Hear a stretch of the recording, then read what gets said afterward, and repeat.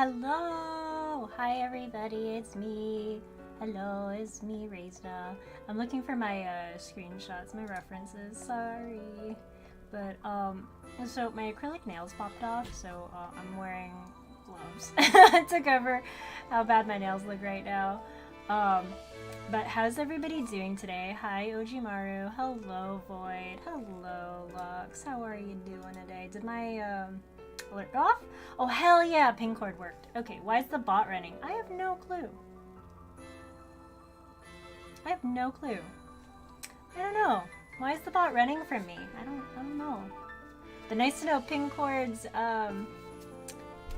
doing well. I set up that notification recently because I found out ping cord does that. Stream cord only does Twitch, so I'm using ping cord for my YouTube stuff. But give me a second. Will I need to open freaking Shadowbringers right now? Will I need to open this video game? Ping cord is on time now. Yay! That's good, that's good. I may need to open Final Fantasy. I may need to open Final Fantasy as well. I have a character in Shadowbringers as still. So I might have to open her up. No, not that one. No. I'm looking through my screenshots. No, that's Seer. That's Sireni. Not Crystal Exarch. Dude, did I not take pictures of his arm? I swore I did anyway. No, that's no, can't, hold on. Please hold, everybody. Please hold. No, not that one. Okay, that does not count because that's 5.3 arm.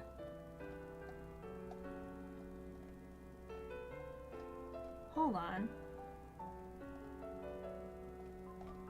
No, this is a shadow. That's Endwalker. That's Endwalker. What the fuck? That's 5.3. Okay.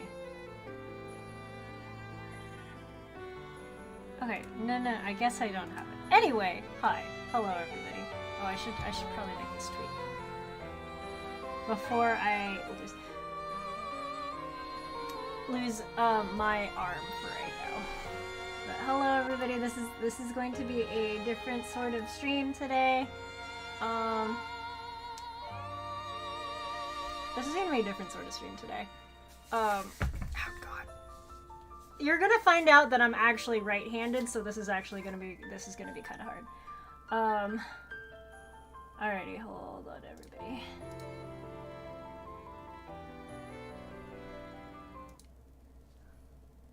Okay, can you see everything? Also, like, hi, this is conveniently my arm is gloved. Also, this will be the other hand where I draw things. Anyway, hi. So I'm gonna be working on my Crystal Exarch arm. I got this glove as per my friend Sireni Abyssi. He cosplays the Crystal Exarch as well. So I was supposed to get his I was supposed to borrow his silicone arm. But due to a mishap with said crystal arm, oh, it's out of focus. Due to said mishap with said crystal arm, the silicone is ripping. So, due to the upkeep, we decided against using that. So, he recommended I use a fabric arm. So I actually have this set of two. This is the left one. I'm wearing the right one right now.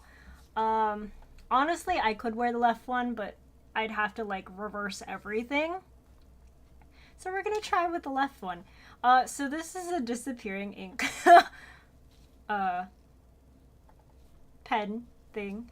I have my reference, my Crystal Exarch, like, official statue thing. So if I'm, like, staring, I'm gonna pull this out of frame to stare at the arm right here. I don't know if it'll focus. Will it focus? No, it doesn't want to focus. It'll focus on everything else but the thing I want it to focus on. So, yeah, here we go. You all are gonna find out how. Oh shit! No! So I broke the little peg on this thing. That peg right there, it's stuck. It's stuck on his arm. Oh, I can't do that. Hold on, wait, sir, your decency. Hold on, hold on. 1 second. I can't do this. Hold on.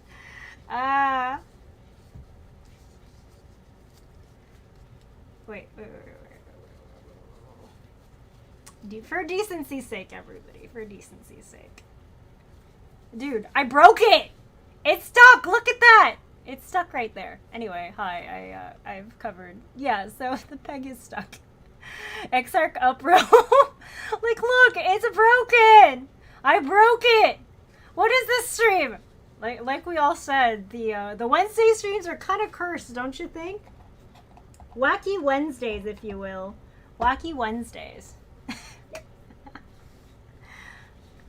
By the way, the Exarch is wearing shorts under this. Oh shit! Fuck. So if you get this statue, please be careful. Please be careful. Oh shit! Oh fuck. Okay. Doesn't he have enough trauma? I don't know. Probably. Anyway, hi, you're gonna stand right there, Exarch. You're gonna be right here. This poor guy. I'm putting him through more trauma. Jesus. Anyway. So I have my puffy paints as well. I didn't know how much gold I needed, so I got 2 tubs. Two of these bottles. And then I have this blue in case I need to make blue veins on here. And I'm just gonna draw. I have no idea how this... I don't know how this is gonna go. Anyway, oh shit, I never started the music, huh? Oops. Anyway, let me know if the music's too loud. I was just like, huh? Wait, what the fuck? Please. Music. Hello? No. I was like, why is it so quiet? Yeah. Square took a perfectly good cat boy and what? Gave him trauma and a hero complex. I mean, that's a shonen protagonist, isn't it? Okay, I have to remember to not use this arm. I gotta use my left hand for everything now. God, this is gonna be so weird! This is gonna be weird, everybody. Anyway. Okay, so I gotta start from the oh god. There's like a line like from like the knuckle, and then it goes down here, and then there's an okay, hold on. Oh god, hold on. I didn't open this at first time. Ugh. Let's see how this disappearing ink works. It's purple, which means I can follow along. There's my knuckle. Okay. Oh god, I'm scared, everybody. I'm so scared. Anyway, YOLO! Let's go. Oh fuck. I'm broken. Oh, Jesus. Anyway.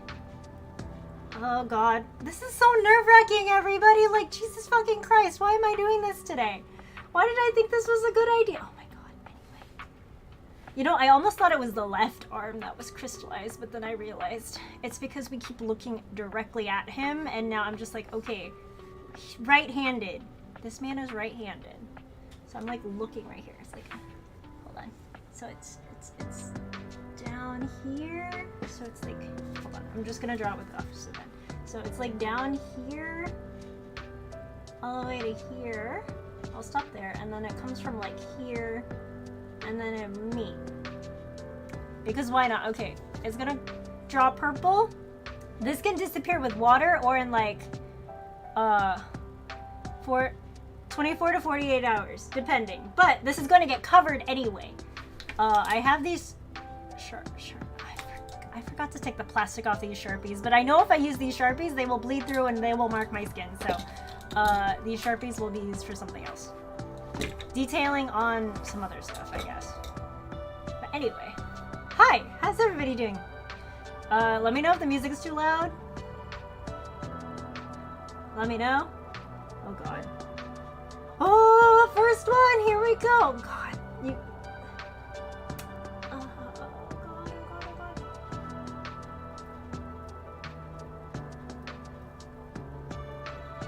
god. Oh, this is so nerve-wracking!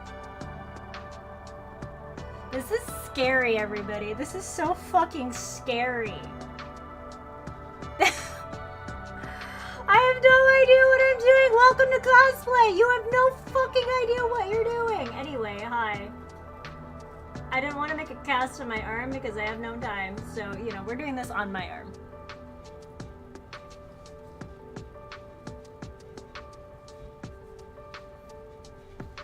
So, anyway. Thanks for hanging out with me on this Wacky Wednesdays. I think I'm just gonna call my YouTube Wednesday streams Wacky Wednesdays because I have no fucking idea what we're doing. And this is experimental content right here. Thank you for, you know, hanging out while I figure out what the fuck I'm doing. Oh. Steady. Oh god. Just don't make me laugh, everybody. Otherwise it's gonna go whoop. It's gonna go whoop, ruin. Nope, still good. Good for right now, holy shit. Oh, I just took him off the peg, it's fine. Okay, so, hold on, I'm gonna cap this. So I don't, you know, accidentally, like, ruin it or everything. So there's a... that should have been longer. Oh, but there's like stuff right here. I guess I can... Okay, so there's one that kind of runs like here. Sorry, Exarch.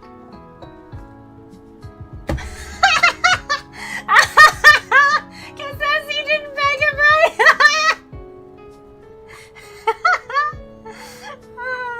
The pen is so far away from the arm right now, so we're safe. The pen is off screen. The pen is off screen. We're fine. Fucking damn it, Ochimaru. Okay. Well, welcome to Wacky Wednesday streams on YouTube. Hi, I'm Reizna, and we say very sus things here on YouTube. Okay, hold on. It was... Jesus fucking Christ. I might as well just order another...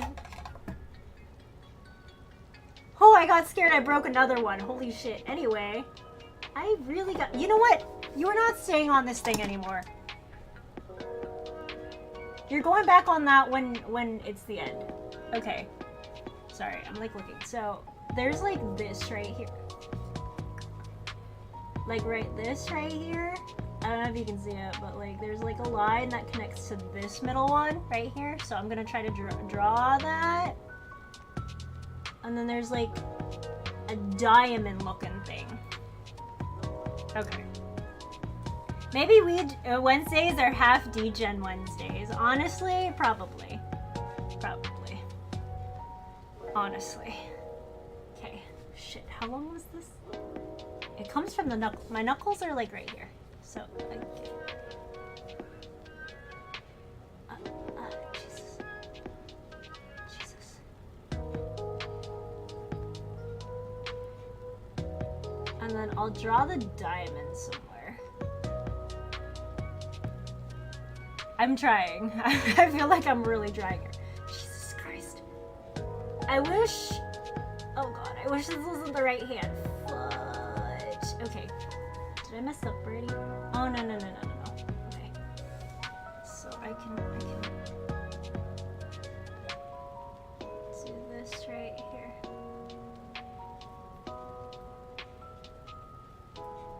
Somewhat diamond. Ah, that works.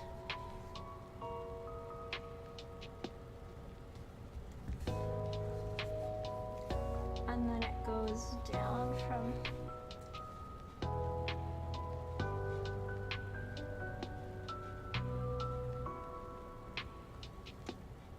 I'm gonna give that curve, just so it doesn't look so...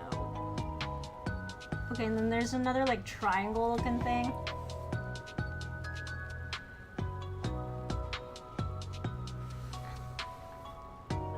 or as triangle-like as I can make it look, you know?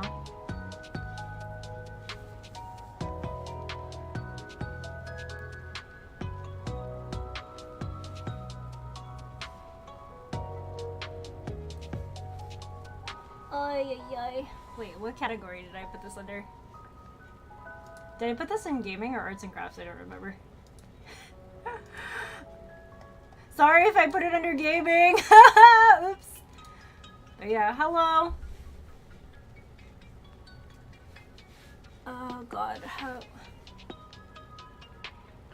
the hell? Okay. And then it goes, oh Jesus. It's supposed to cut off here, but oh, that's fine. Oh yeah, I think I made this too short. It's fine.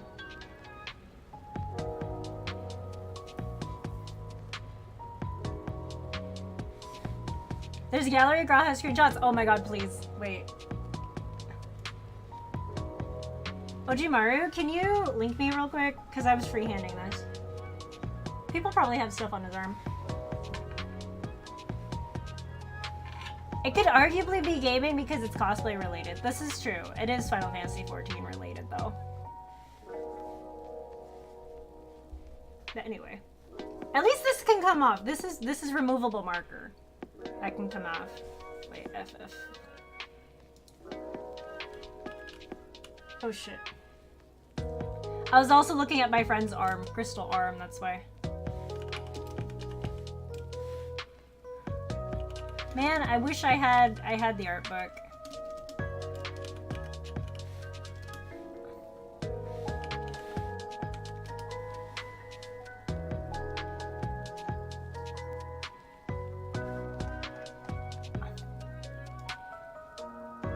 Oh, I found a screenshot. Thank you.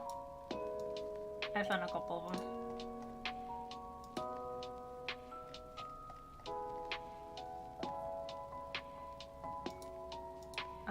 Okay, okay.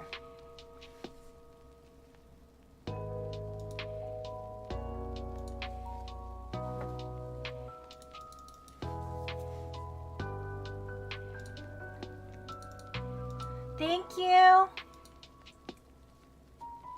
You're the best. You're the best, Ojimaru.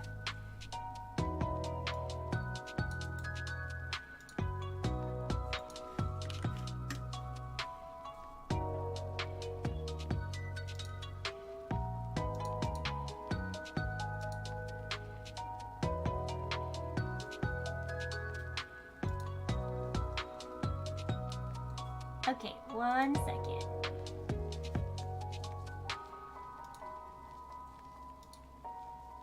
Tumblr? Who uses that anymore? I don't know. The layout looked like Tumblr, okay?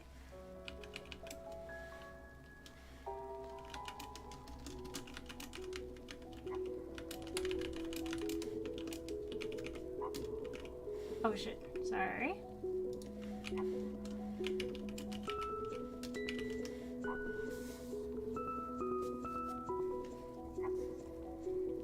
Okay. So it's pulled up. Oops.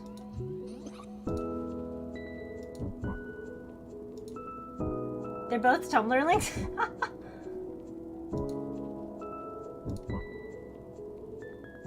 Oh, awesome, thanks. Oh, I will need the other Grahatia one, though.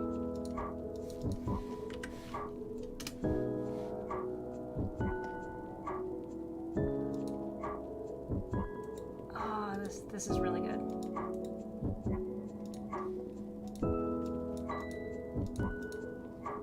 Can I scroll? I'm like, there we go.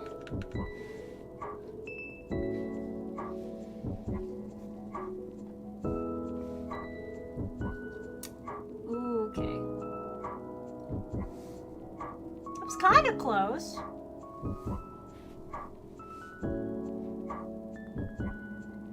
Just kind of getting there. You know what? I'm just gonna add some details right here. I'm just gonna make this a diamond because I can. I'll just draw a line because I know the sleeve is gonna cut off here.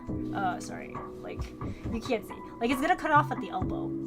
So I was like, wait, can you see my elbow? Yeah. Oh, you cannot see my elbow. So this is where my elbow is.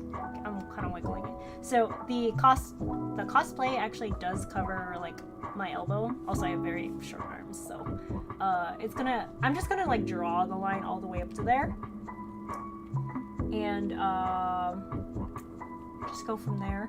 I think I got most of it, but I have more than enough of the puffy paint to just make it like look thicker than what this is. So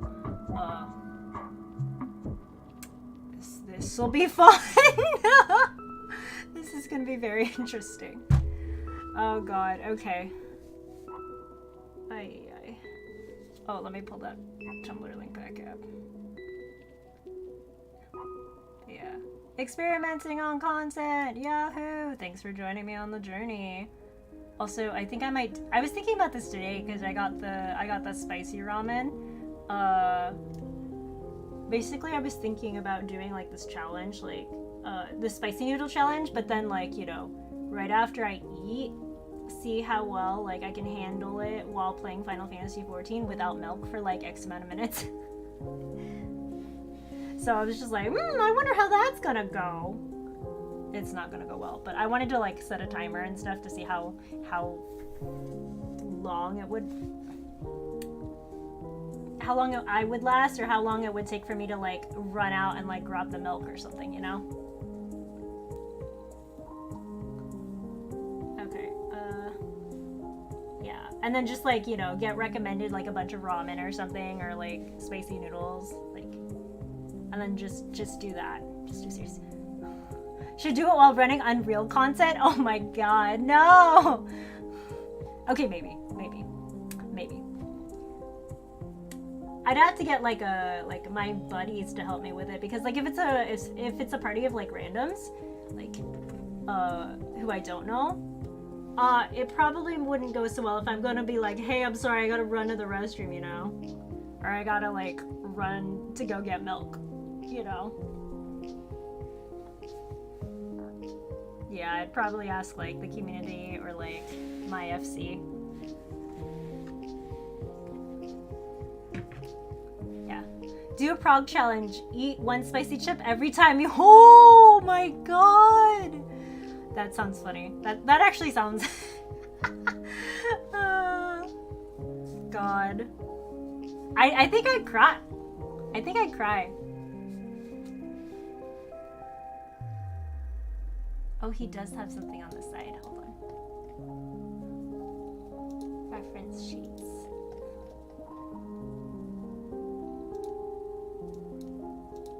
There has to be something on the back of the arm. Okay, yeah, there is something on the back.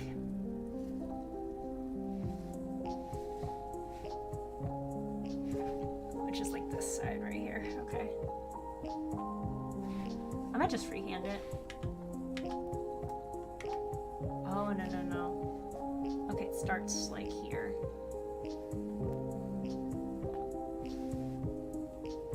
Don't ask me how I'm able to just twist my arm like this. I will not be able to answer you. I just can't. So it's like the middle of the... It's like here.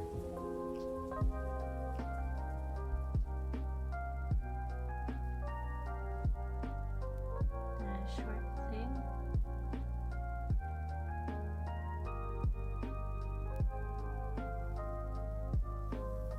Oh shit. No. There I go. There I go. It's that squiggly line.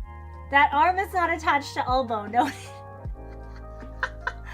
Oh god. Yeah, it's not attached to the elbow. Fuck. Okay, that's fine.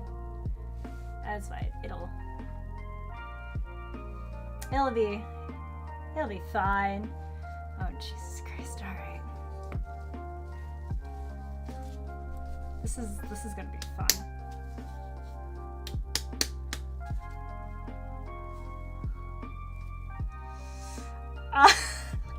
I'm so scared. I'm so scared, everybody.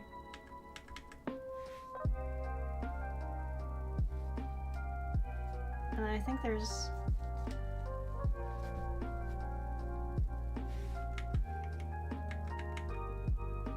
think there's something on the inside. Like right here. That's fine.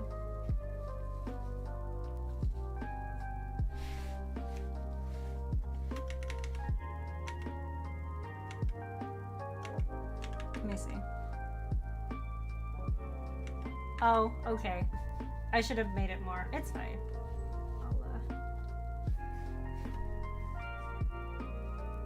Add a little bit here. Just some embellishment, maybe?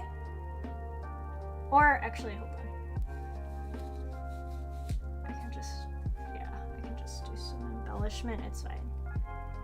As someone with connective tissue disorder, my arm does that. You know, I never actually asked my family if we had anybody in the fam who had connective tissue disorder or like was also like what we call like double. No, I don't even know if it's like double jointed. It's just, you know, here's the thing, like I'm not flexible at all. Like ask me to like do like gymnastics, the splits or anything. Hell no, I can't do that. Everything hurts. And I'm just like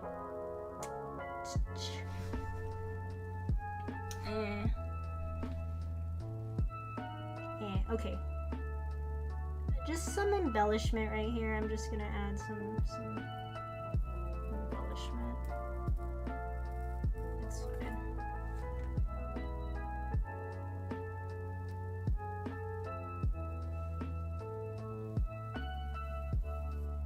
It's fine. If anything, I could just move that over. See if anybody in your family is double jointed. Probably on my mom's side. On my mother's side, probs.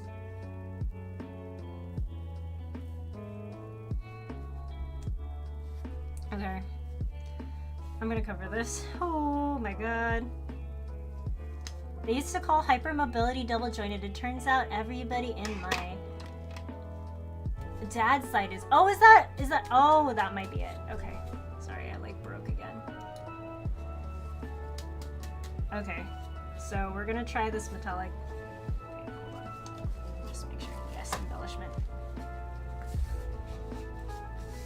Okay, so we're gonna do this. Oh, I literally just took the plastic off. Okay. Okay, it does work. Just making sure I don't like get it everywhere, you know.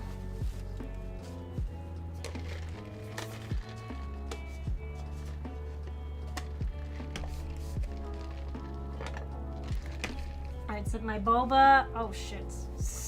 Switch out my gloves. The embellishments! Think of the purists! Hey, Ojimaru, if anybody is too close to my arm, that means they're way too fucking close and I get to hit them.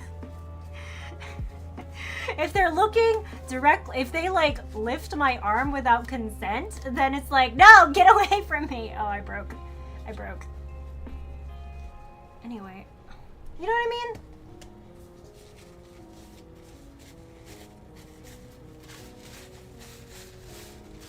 Alright, because I don't have any newspaper or anything, we're just gonna use paper napkins to, like, you know, make sure I don't get anything on my computer mat.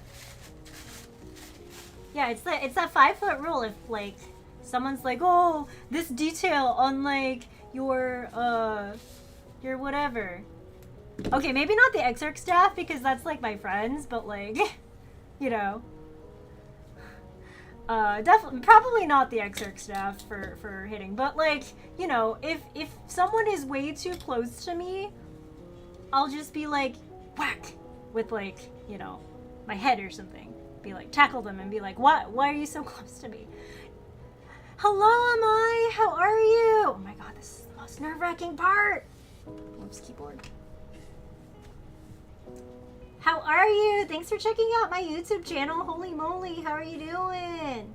Oh, this is scary, everybody. Oh my god. I'm not a left-handed person. I'm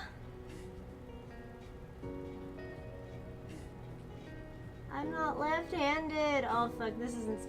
Okay. Okay. I'll make a mobility aid version and lend you to do a smack. Okay, okay, okay. Thanks, Lux. How are you doing? Oh my god. You know, this is actually kind of cold. I can feel the puffy paint. And like the thing is, I can't squeeze the puffy paint too hard. Oh. Steady. Wait, I can't take off the glove part though. I can't take off the glove. Cause like, then everything shrinks, Void. You know what I mean? But I feel like everything is gonna sink. You know, whatever. If there's, I think puffy paint comes off. Puffy paint comes off, I'm sure. Also, this is non-toxic. This is, yeah.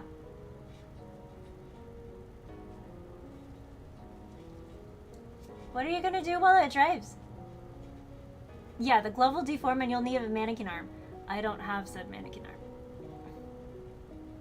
arm. So my plan, okay, Void. My plan for that was I was going after stream, when I'm done painting all this. So what I was gonna do, you know, end stream and watch something on Disney Plus and have have my hair dryer on cool and then just like, you know, just have it just on the thing. Time to kidnap a mannequin from the department store, maybe, honestly.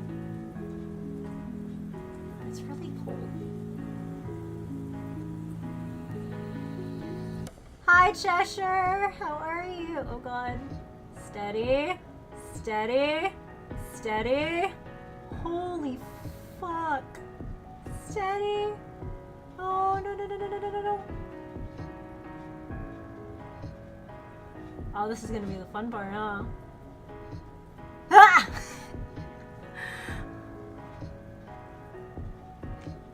Yeah. Gonna be lurking. Didn't know you streamed here. Nice to know. Yeah, I stream here on Wednesdays. Is kind of chill, kind of degen, kind of half and half, I guess. I'm experimenting with content, so I don't really know what I'm doing on YouTube yet. Just figuring that out. For the meantime, though, I'm still staying on Twitch, though. So you'll catch me on both. Oh. Okay. I mean, I used to work for Macy's. I could probably steal one. Degen chill hours, yeah. Hello, Cheshire. How was sleep? You've arisen from the naps, the sleeps. How are you feeling today?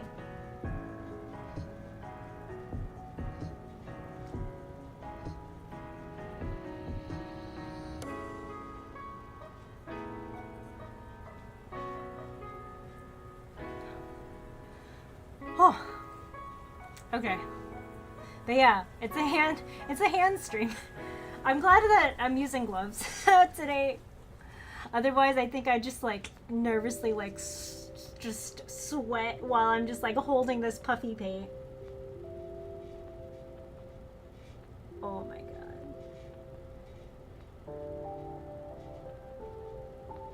Nervously sweating as I hold this puffy paint.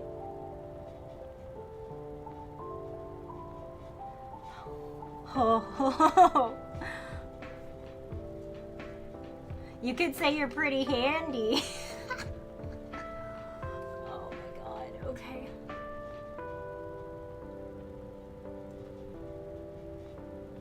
Oh my god, okay. How nice that the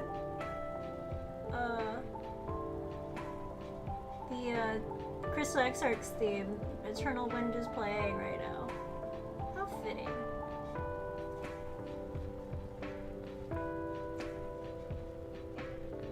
If this bleeds into my arm, it's fine, you know? It's not like I'm leaving anywhere soon. I'm like a homebody right now.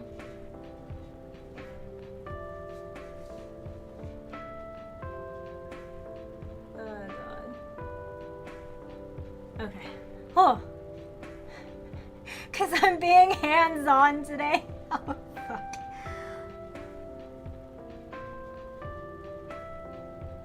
Alrighty.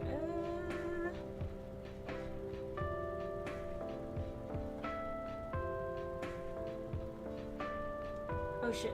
Yeah, that's fine.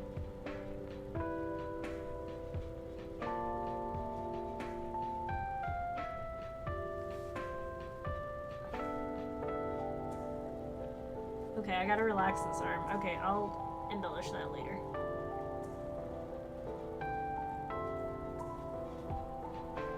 Oh god, please, for the love of God. Okay, that pinned out. This track is super soothing. Nice. I like it too. It's one of my favorite lo-fi tracks to listen to. Holy shit. Okay. Alrighty, hold on. I need a moment. Oh. Take breaks, everybody. Yeah. I'm also drinking some boba. Is this strawberry jasmine tea right now? It's pretty good.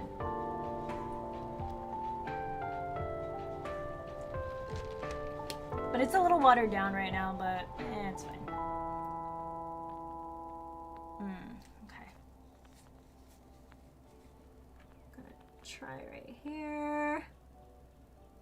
Gonna add a little bit more. Oh, is this the papaya track? Papaya. Papaya, papaya, papaya, papaya. Oh, it is, yeah. Oh god, okay. Oh god.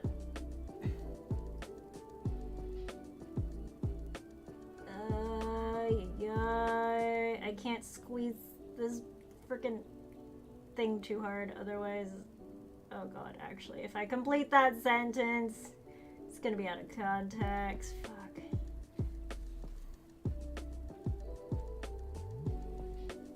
We all know if I complete that. Jesus. My thumb is cramping up.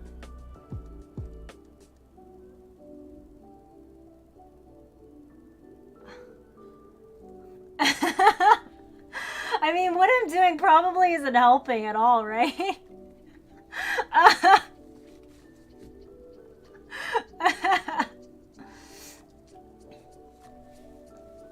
Yeah. What I'm doing probably is not helping whatsoever.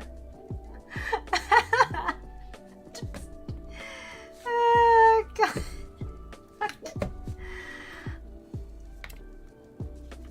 Nope.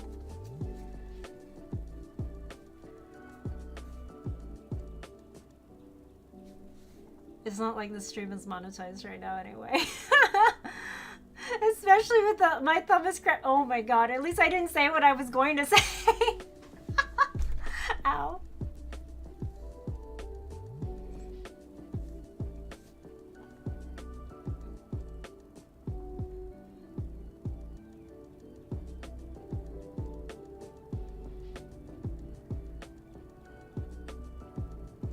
Alright, gonna make this a little bit.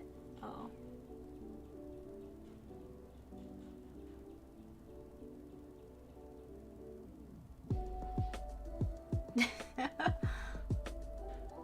I get the feeling you know exactly what I was about to say too. Oh my god.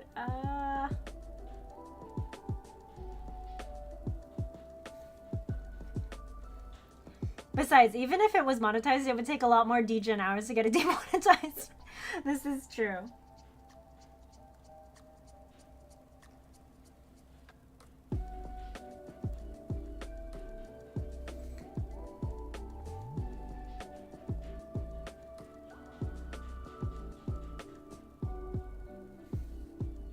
I've got ideas of what you were going to say, yes. Oh god.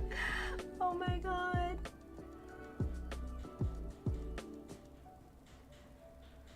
Oh.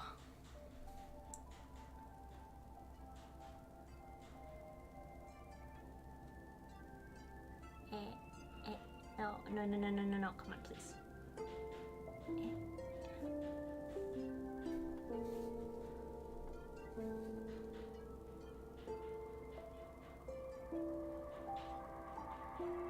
Oh, this is the Alexander theme.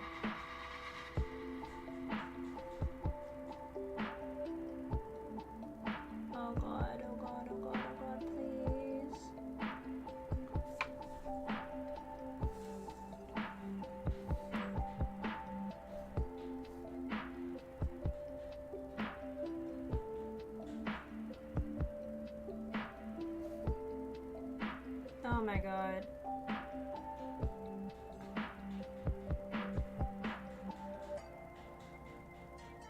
I can't believe it's almost October. It's like, what, 2 days until the end of September? And then October's showing up, and then... Don't forget, if you're part of my Discord, we're watching Hocus Pocus on Saturday. Saturday, October 1st, 1 p.m. Pacific time. Oh, shit.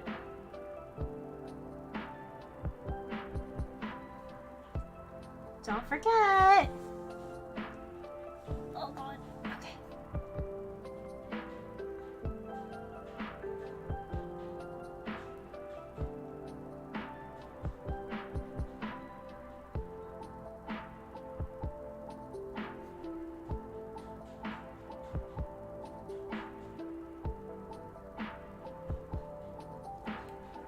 Holy. Okay.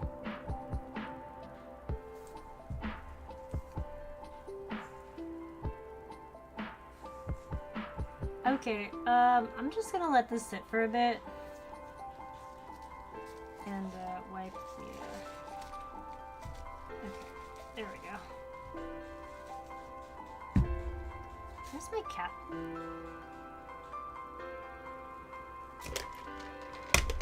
Where did I put the cat? Uh-oh. Wait, what the fuck? Aw, man. Did I drop it? Oh, I can't move. Now, here's the fun part, everybody. I cannot move this arm.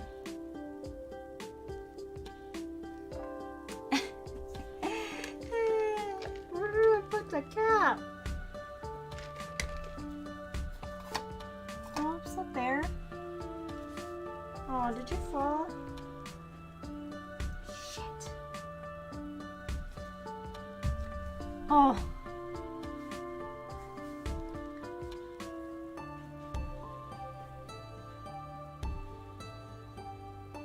Well, that's not handy at all. Where the fuck did I put it? I cannot move this arm. I literally just had it too. I literally just had it.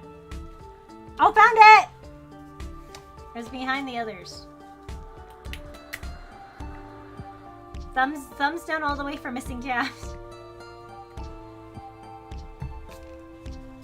I found it! Holy shit. I didn't think this through.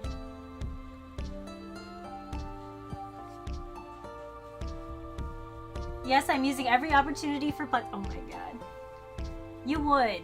Honestly, I wouldn't expect you to do any less.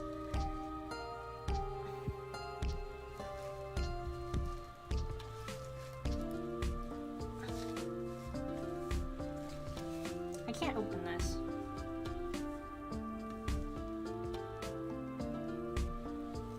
There we go.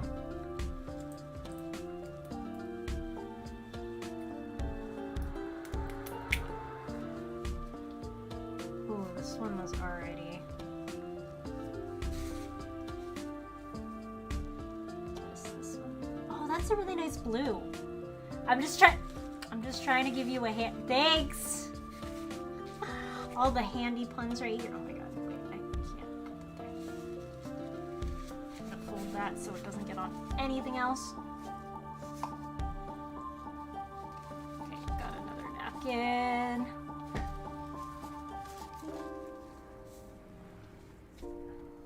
Alrighty.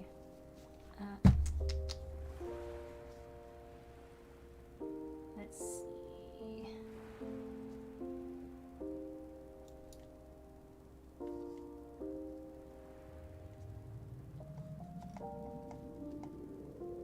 I might do some embellishments on this side. Bum, ba-dum, bum. Is this Revolutions?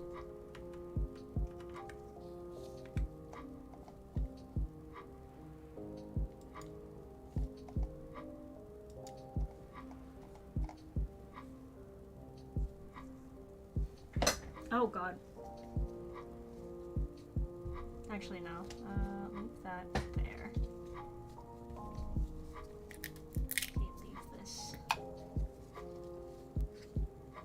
couple more things.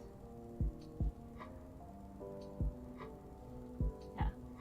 I bet you could hold the whole world in your hand, the whole world being Graha. I got 2 hands. I can hold him with 2 hands. Wait. Never mind. Never mind. Never mind. Never mind. Never mind.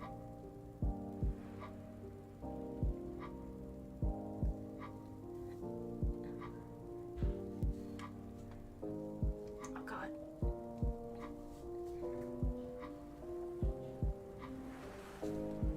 Ay, ay, ay, come on.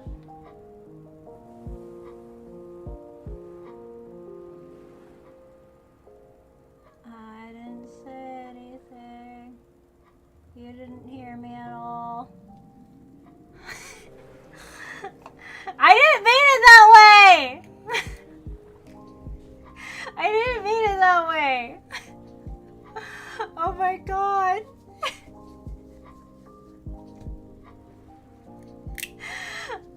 I only realized how it could be misinterpreted after I said it.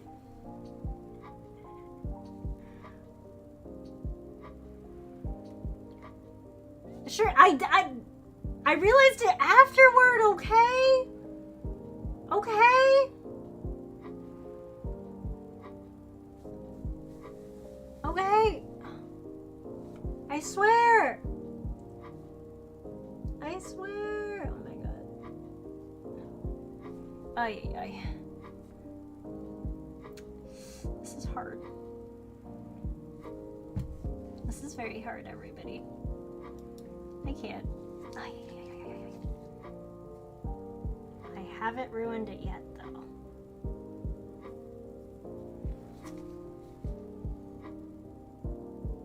Oh, no, no, no, no. I should... No, not like that. I have less control if I do that.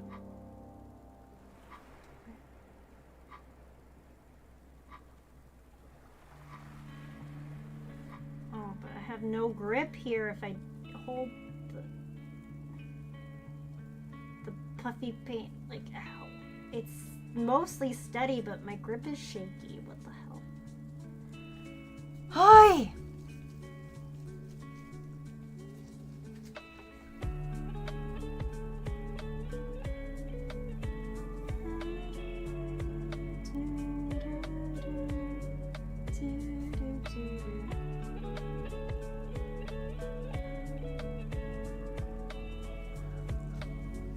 Okay, hold on. I'm gonna put the BRB screen and then I'm gonna try to wait, hold on. I'm gonna mute my mic because I'm gonna plug in the hair dryer and then just like dry the hell out of this thing. So give me a second, okay?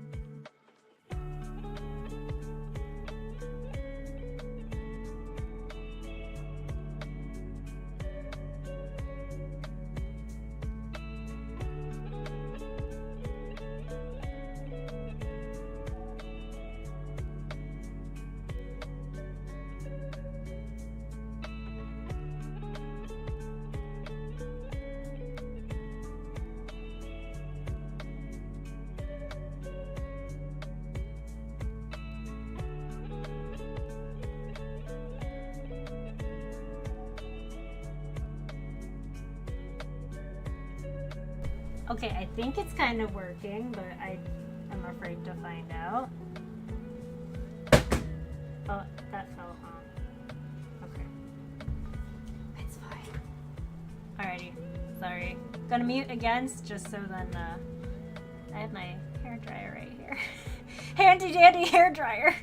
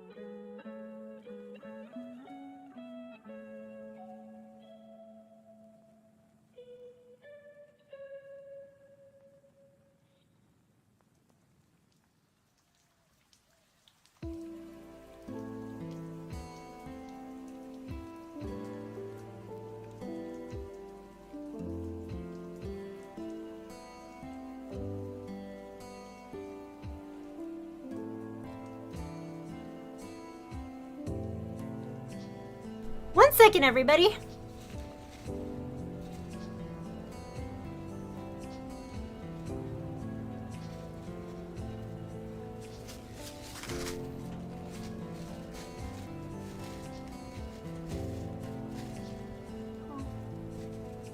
Oh my god, no, no, no, no, no.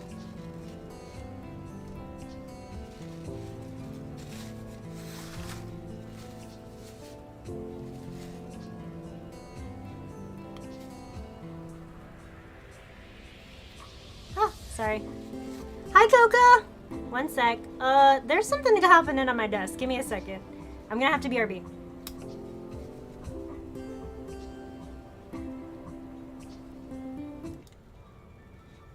Oh god, what are you doing? Huh?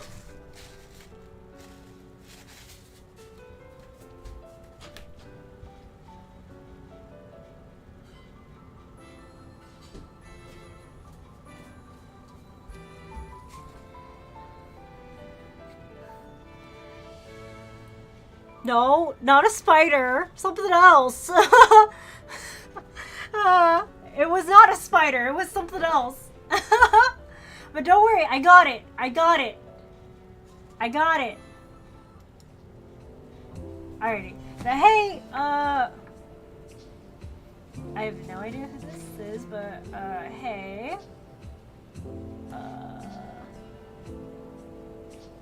No, not a cockroach. It was a fruit fly. I knocked it out of the air. Oh, fuck.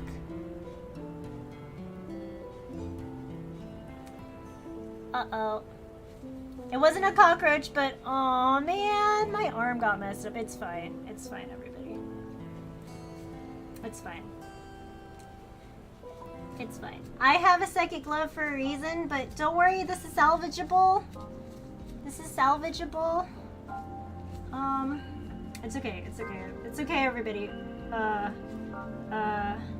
Okay, hold on.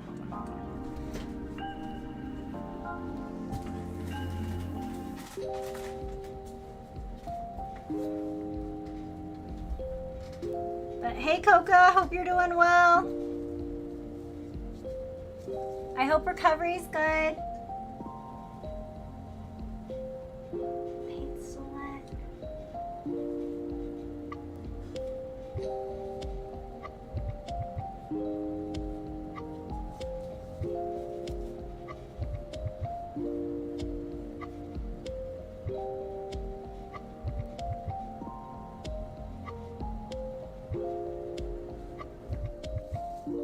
It's okay. It's okay, everybody. It's still salvageable. Still COVID sick, but yeah. Oh no.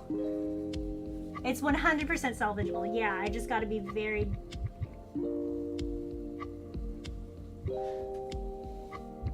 When in doubt, there's another glove. At least this part. This part's still good. If anything, if anybody asks. The vein exploded.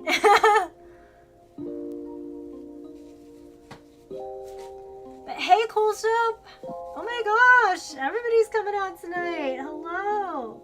It's nice to see you all. Alright, it's fine. Because what I can also do, I still have this blue stuff, so I can literally just, maybe I could just spread it.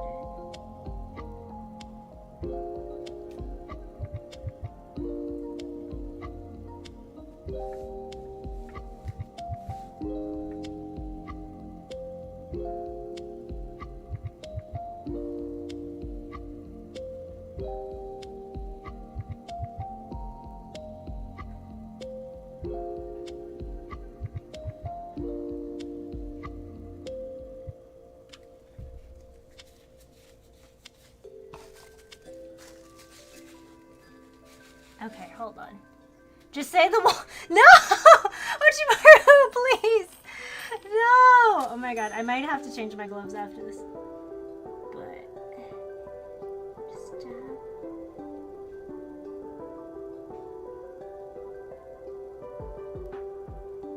Just, you know, just cover it just a little bit, you know?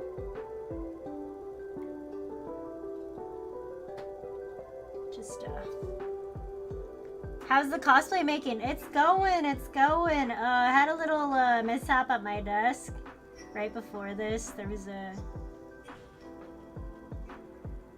fruit fly I knocked out of the air, and it was just crawling up on my space. So I was just like, I don't want you here. Alrighty, hold on, everybody. My crystal candies are Are we really gonna bring that up right now? Are we really gonna bring up that tweet right now? I mean, it's not that bad.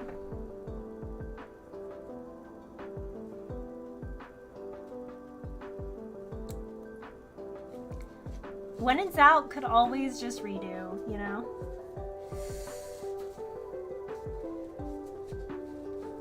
Okay, how bad does that...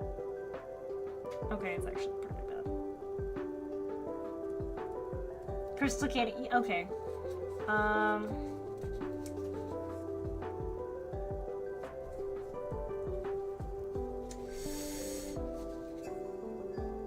Okay, hold on everybody. I'm gonna mute real quick.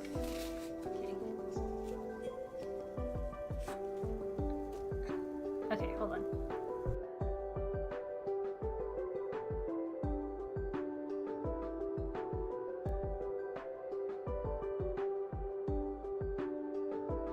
Have a good night, Void! Alrighty, I'm gonna try to blow dry this. Blow dry this crystal arm with my hair dryer. Hold on. Ha ha ha.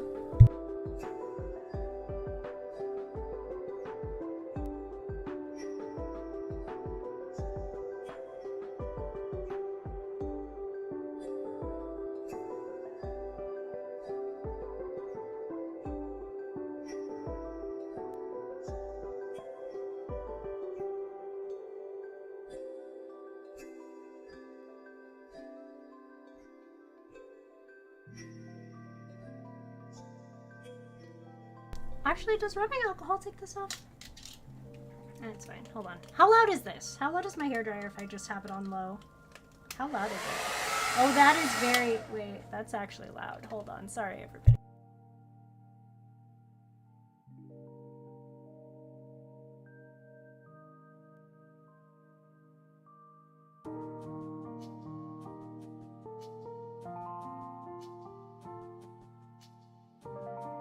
Okay. But the saving grace is that this is on the inside of the arm. I'm like actually tempted to just restart.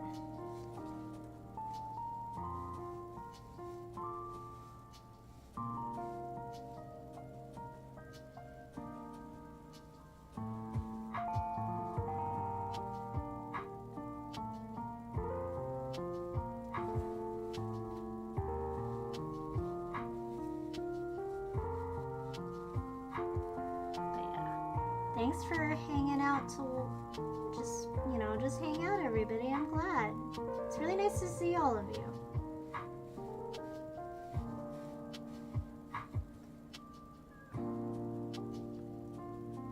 I'm actually thinking about rubbing alcohol, see if I can get that paint off. But we'll see. Hold on. I need to go get another like glove. One sec.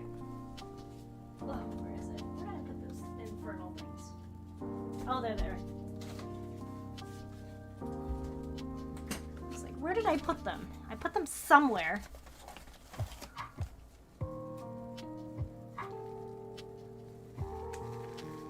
No, wrong way.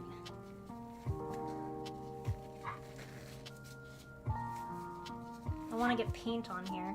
Paint on me. Okay. Can't believe I messed that one up. No.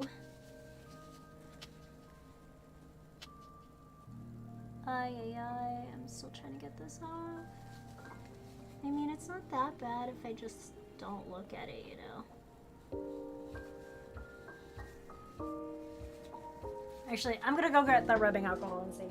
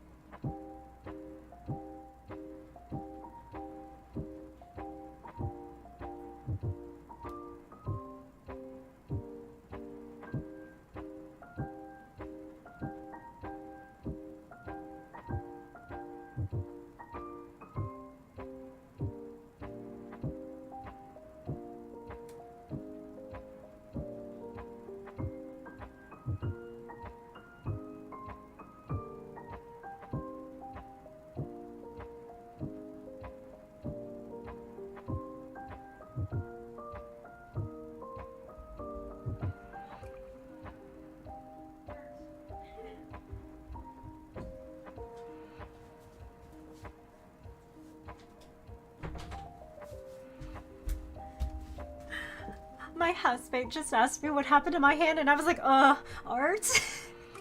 Question mark? Okay, so this has like rubbing alcohol on it, I think. This, so maybe this might work. The paint's coming off. But I think the paint must have dried by now.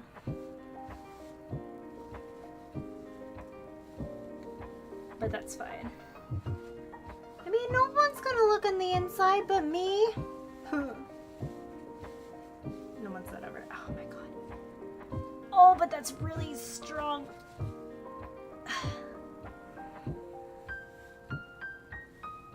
The blue paint's coming off. Slowly but surely. I don't know about the gold.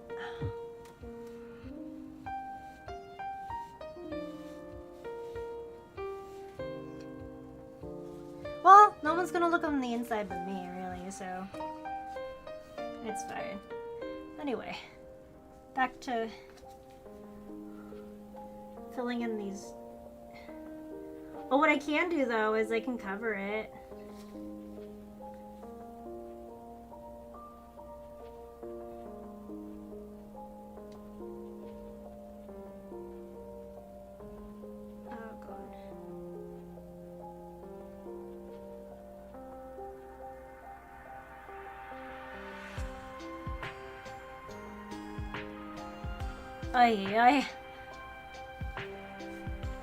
I do like the shade of gold that it is when it dries.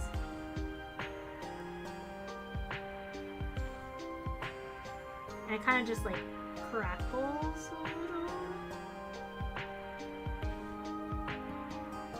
Oh shit. Ay, ay.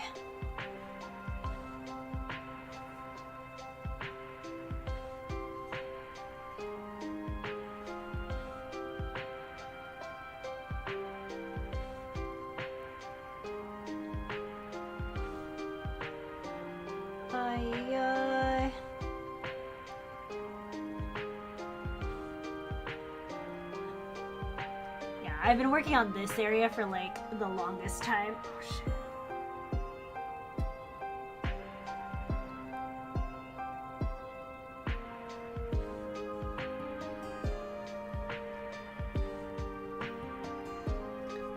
But I think the imperfections give it character at this point, now that I'm just sitting here. Every cosplayer says that though, like, oh, it's just battle damage. Oh, don't look at that. That was a mistake. Oh no, it's a scar. Fuck.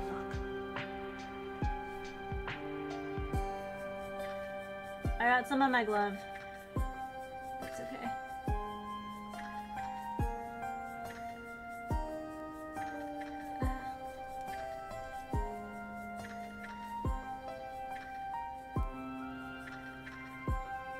The more layers I put on this, the longer it's going to take to dry. It's okay. Hairdryer, please. Be my best friend today. Oh, God.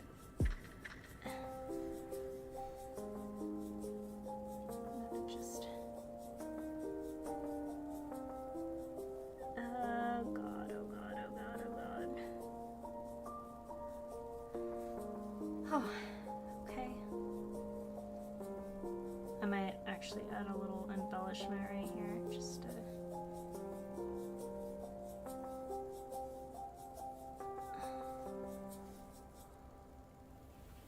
make it look a little... Oh, God.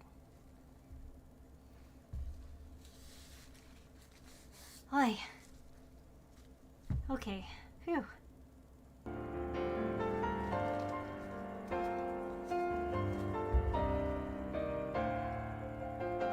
Oh, I was listening to this when I was falling asleep. Oops. Not that one.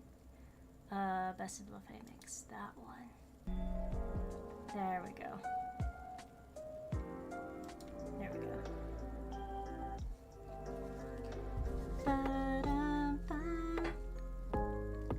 Alrighty, I think I'll be live for another like 20-ish minutes. My YouTube streams aren't terribly long.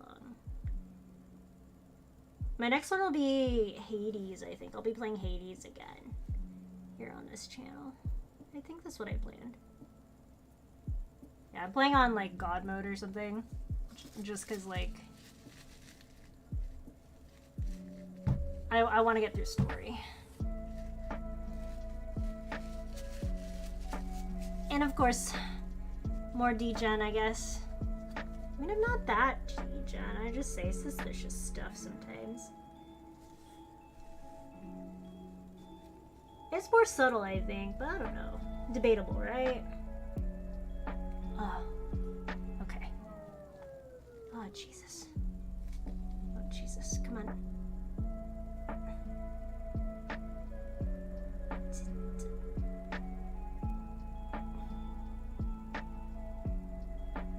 Trying to cover this part right here.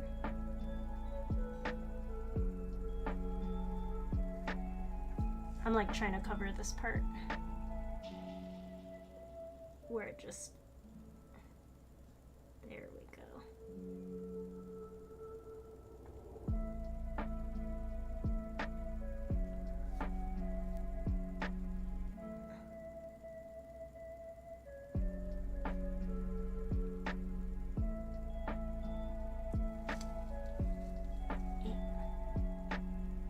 Just leave this right there. Ah, okay. Jeez. I'm tired. All I've been doing is just using this puff paint bottle. Oh my god. I bought 2 of these thinking I would use a lot of it like in one go, but I don't even think I used like 10% of it. Like it still feels like there's a lot here. So alrighty, so I'm gonna mute again so then I can just blow dry this. Alright, you're back.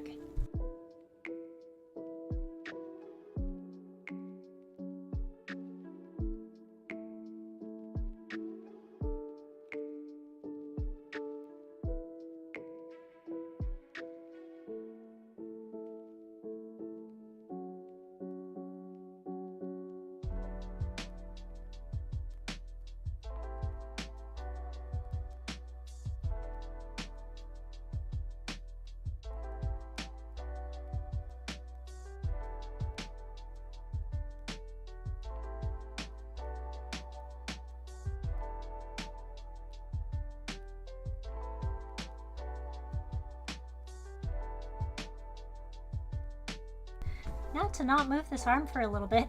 Whew. Okay, but I kind of like where it's going.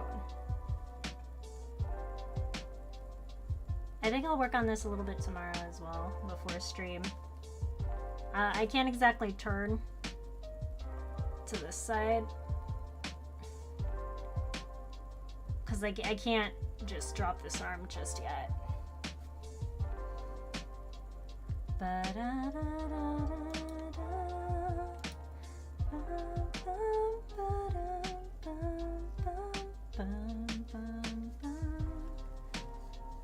Ay, ay. Alrighty. Oh god. I can't even use my left hand for my phone.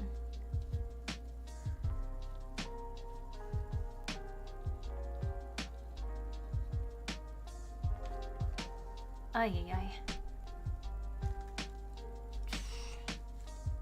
Oh, I can't even try. Oh, that gold speck's okay. Okay. The less I look at it, the less it annoys me. I'm glad I have a second glove, just so that I can be like, alright. You know, I considered putting, like, acrylics on this glove. I considered doing that, just so then, like, there's, like, nails as well. Like, blue nails. I just need to figure out how to properly do that without, like, super gluing the, claws in. Maybe I can hot glue it the day of. I mean, hot glue doesn't really hurt me anymore. I'm like immune. I'm like Daenerys Targaryen, first of her name, Queen of the Andals and the First Men. Hot glue does not. Hot glue does not hurt a cosplayer. God, that was actually painful to say.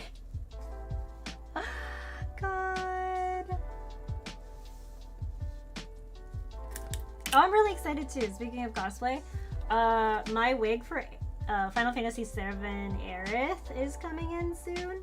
I ordered one and then I ordered a backup one like this morning. Not this morning, yesterday morning. What sense of time?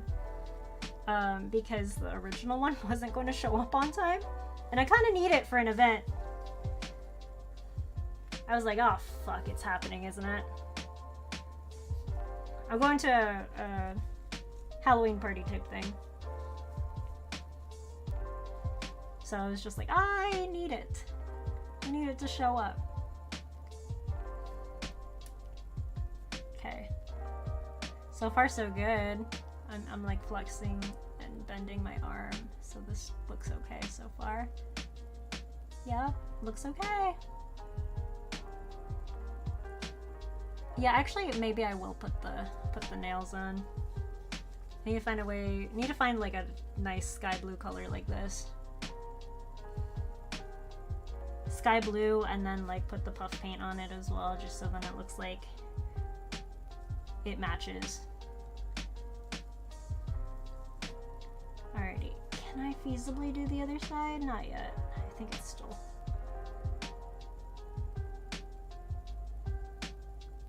Alright, so the single piece of puff paint is fine.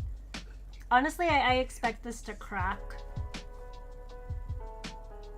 between uses, or even right now, but it looks like it'll hold while I'm bending it right here. Oh shit. Still wet. Okay.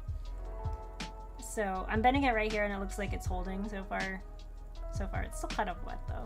The paint's still wet, so I shouldn't move too much. Oh, there it goes. Yeah, it's still wet. It's okay.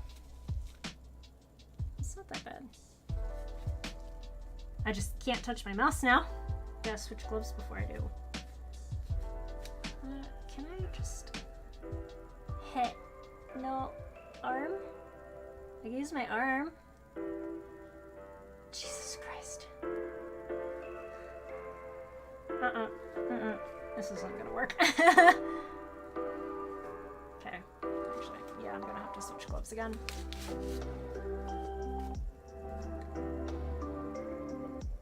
And practicing my left hand controlling this mouse. Haha. Ay, ay, ay. Bum, bum, bum. Bum, bum, bum. I'll just take a picture of this right now.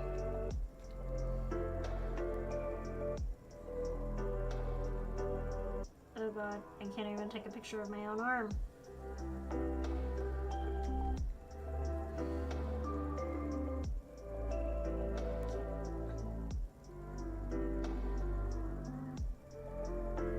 I'm gonna try this again.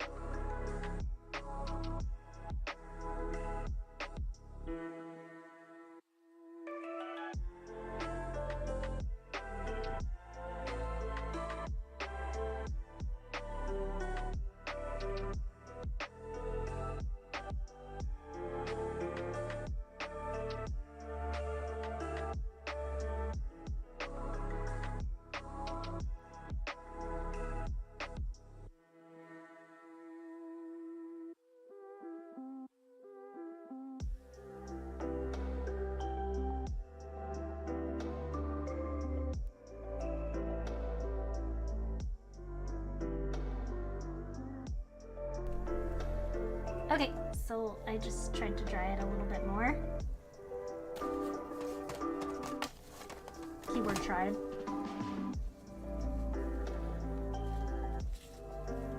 I'm gonna have to wait a little bit longer. Oh god. Oh, Rob. Oh, Jesus. Gloves. Okay.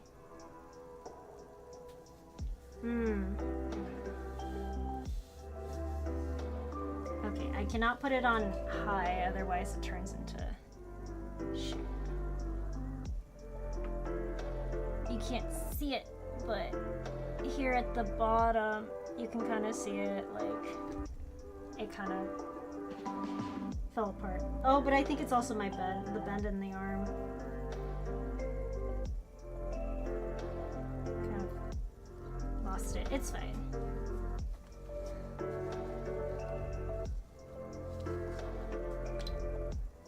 Yeah, the bend in the arm is kind of where it'll just stop, so... Okay. And I gotta fix this part too. I think if it's too high, it won't. Okay, yeah, I'll fix that.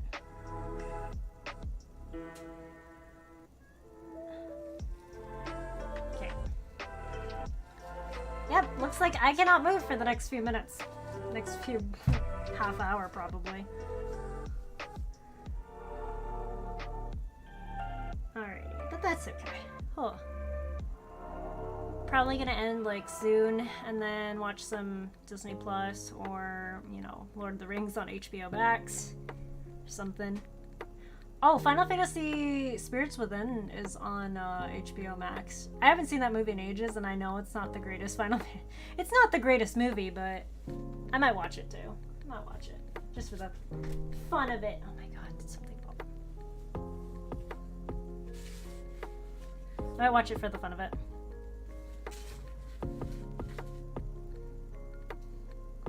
While this kind of just... while I don't move this arm.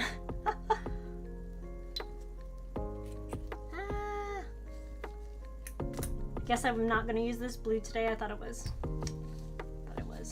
Okay. Graha, thanks for keeping me company. There he is. It's the Exarch. For those of you who weren't here earlier, I had mentioned, like, I broke the peg. This little stand right here. This one is stuck in his foot. Yeah. Can do a read along of the latest Final Fantasy 14 stories. Ooh, wait, I could. Hold on, let me pull that up while we're here. Because I can't move. You're right, I can do that. Shit. Give me a second. I can do this. I can do this.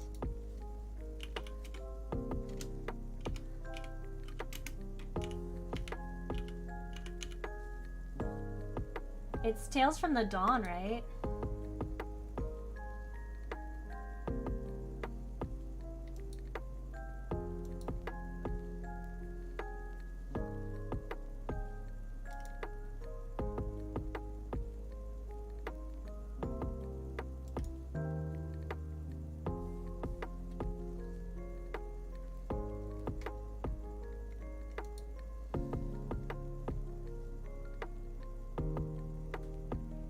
Okay.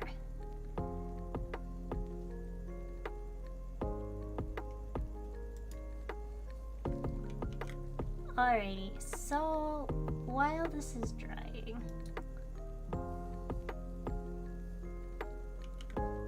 if anybody wants to follow along, we'll go ahead and read the... God, since I can't move this arm anyway. Oh, Jesus. Or at least... Oh, God. Let me just get coffee.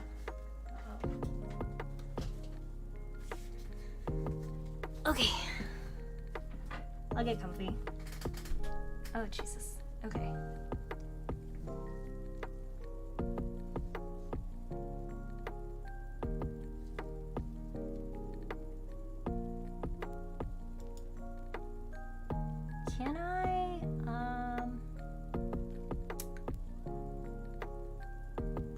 don't have it up on the screen on OBS, but I'll just post the links to them, okay?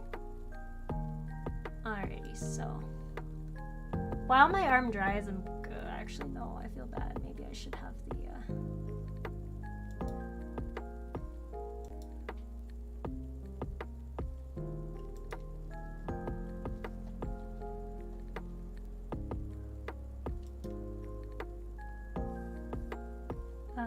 what is it? Audio capture, no. Display capture, no. Window capture. Tales of the Dawn, okay.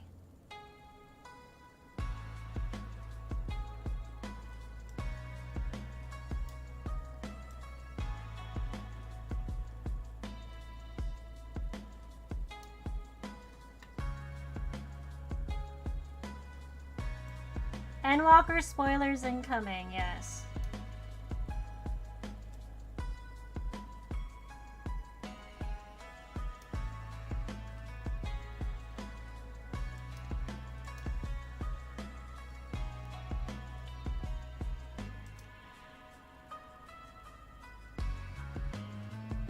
I'm adjusting this right here. Oh shit.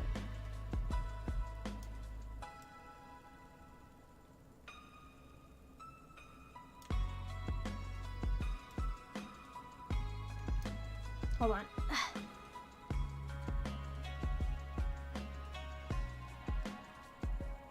I'm just gonna move this a bit more.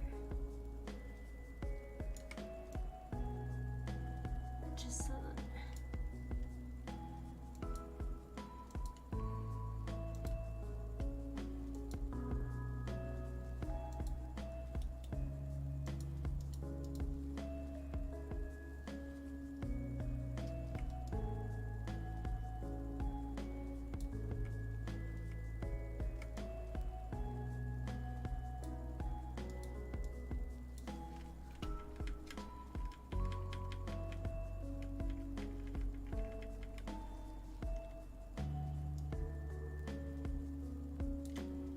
this work?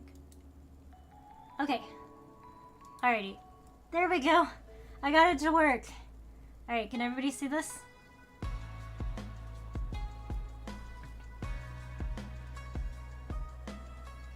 Let me know if everybody can see this. We're gonna read I'm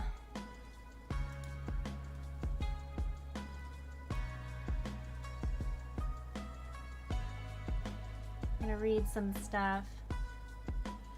Let me actually pick another lo-fi on repeat, okay? If I'm allowed to. Probably zoom in a little. Okay, yeah.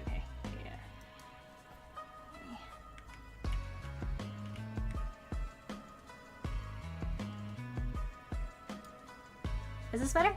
Hold on. Let me move this hand cam. Let me make this a little smaller. Or move it. Just so then we have my art stuff still here. Okay, VC face, oh shit. Uh-oh, what did I do? There we go. Scuffed, but it's fine.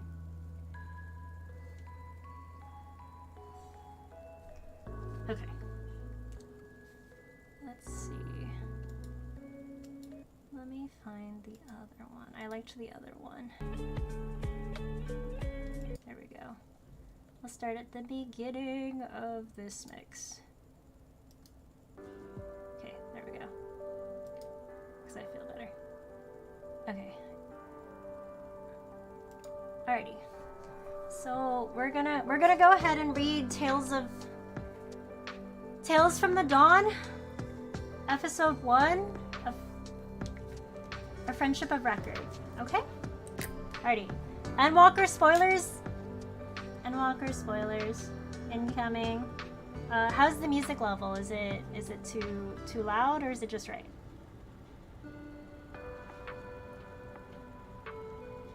Alright, let me know and then I'll go ahead and start reading. Bum, bum, bum.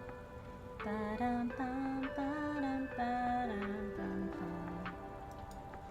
Ba-da-bum, bum, bum. Oh, oops. It's good? Okay, good. I was worried. Give me a second. Just...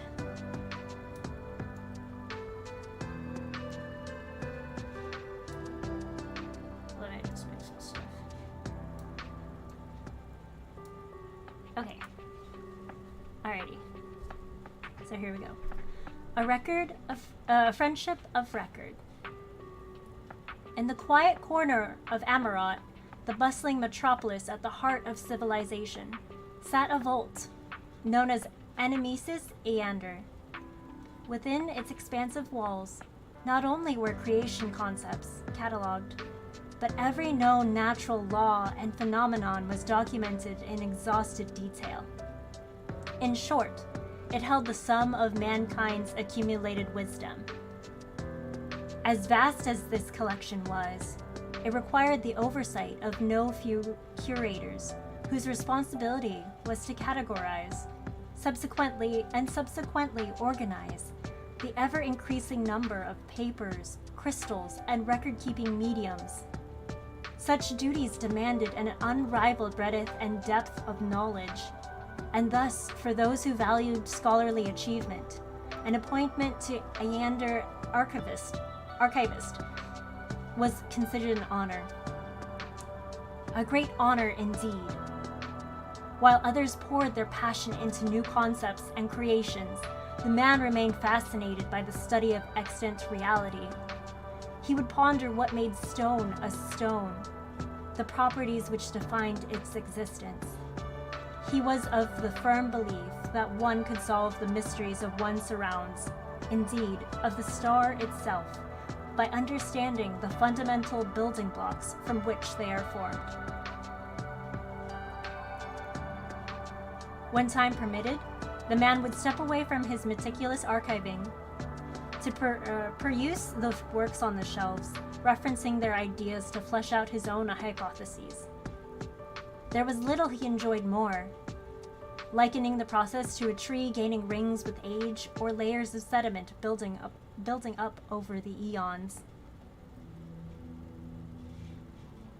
The one faithful day. The man was summoned by the chief archivist to attend to the needs of the visiting academic, a rather distinguished one at that. Over the last few centuries, this influential figure has produced striking results in the fields of organic research, and her assertion was that organisms were simply another form of matter was one which intersected neatly with his personal theories. Thus it was the bookish man, unable to deny his interest and finding no valid reason to refuse, agreed to assist the academic in her pursuit of reference materials. At the appointed hour, he took himself to the anteroom, which abutted the entrance hall. A woman's voice, vibrant and clear, answered his polite knock. Pushing open the heavy door, he beheld the scholars standing alone, garbed in the same black robes and white half-mask worn by the majority of the citizenry, himself included. As he entered the chamber, however, she swept back her hood and slipped off her mask with a smooth, unhurried motions. "I am Vana. A pleasure to make your acquaintance." The archivist was stunned. With the exception of circumstances where identification was mandated, it was inappropriate to bare one's face to anyone save intimate friends. The custom was otherwise broken only when seeking earnest counsel, entreating a mentor for aid, or making a life-changing commitment, none of which should apply to me. Regardless, it signaled her intention to engage him with candor and respect. With a deep breath, he reached for his own mask and returned the gesture.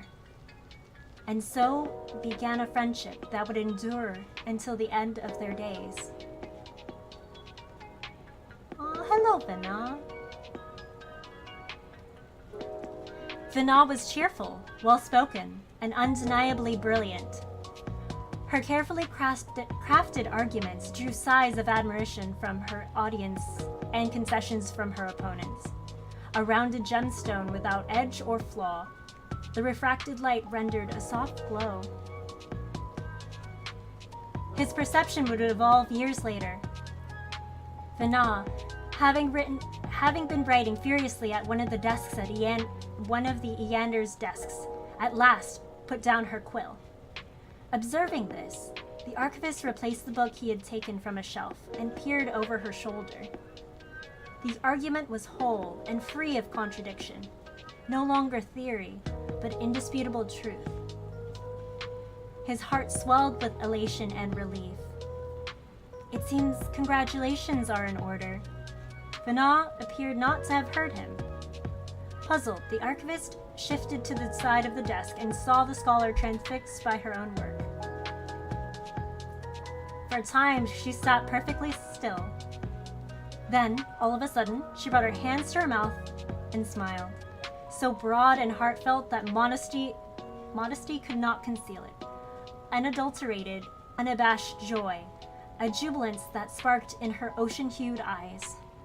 I recall not when you removed your mask, but I'm grateful you did. A miracle, Vina uttered as if in a trance. Our existence is nothing short of a miracle. What an odd thing to say. Have you not just proven that life was the inevitable outcome of natural law? Yes, but it is that inevitability which amazes me so. The sublime mechanism itself. The revelation yet commanded her full attention. As he watched Vina stare into the parchment, he felt his image of her fracture. Sharply cut facets now reflected the light with piercing intensity, all the more dazzling in her radiance. He knew in his heart this was the Vina she was meant to be.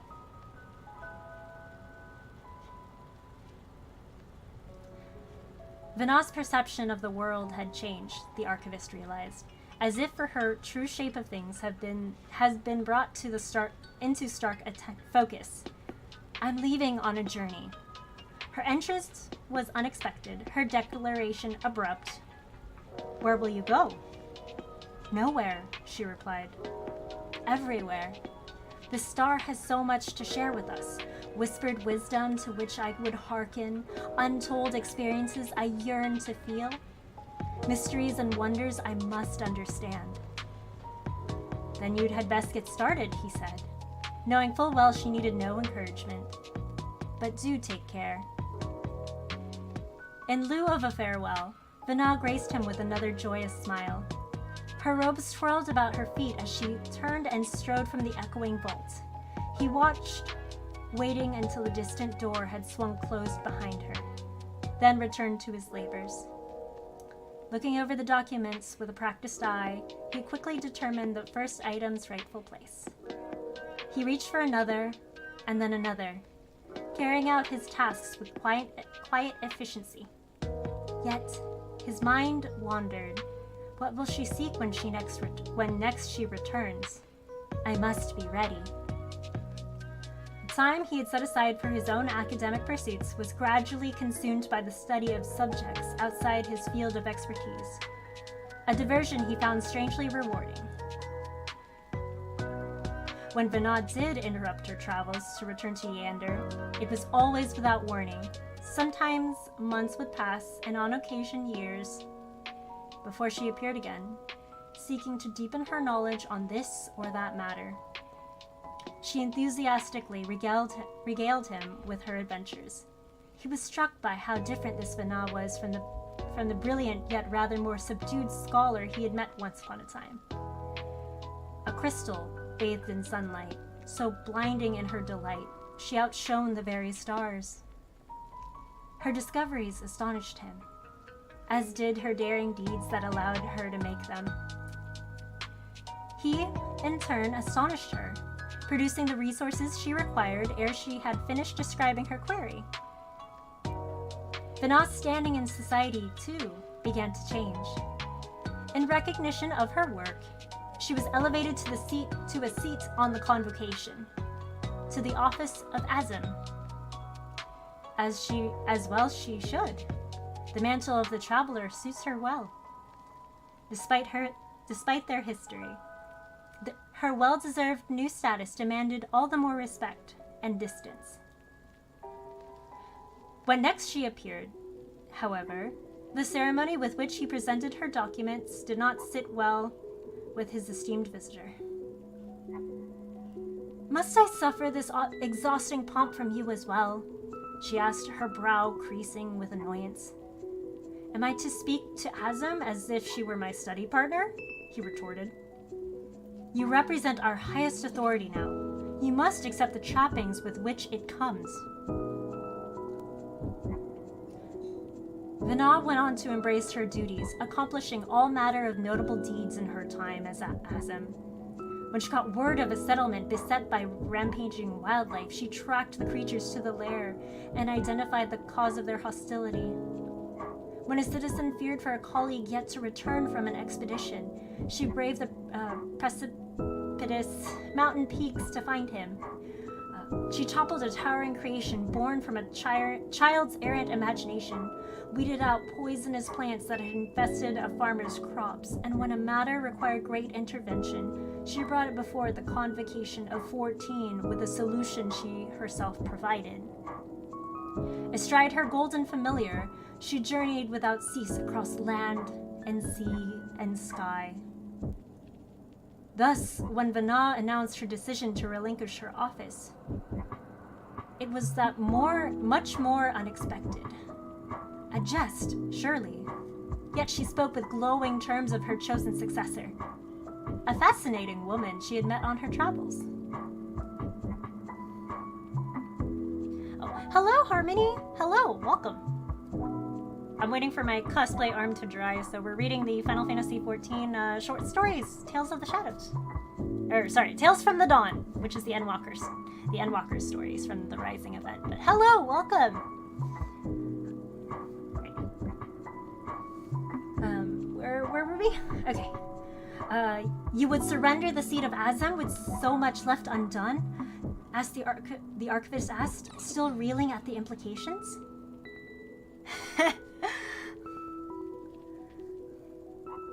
A true traveler has no need for a title, and my replacement would benefit greatly from the opportunities granted by the appointment. The journey is different for each who would undertake it. Even following the same route and visiting the same destinations, she would have different thoughts and experiences. She will make her own discoveries and observe that which I have failed to perceive.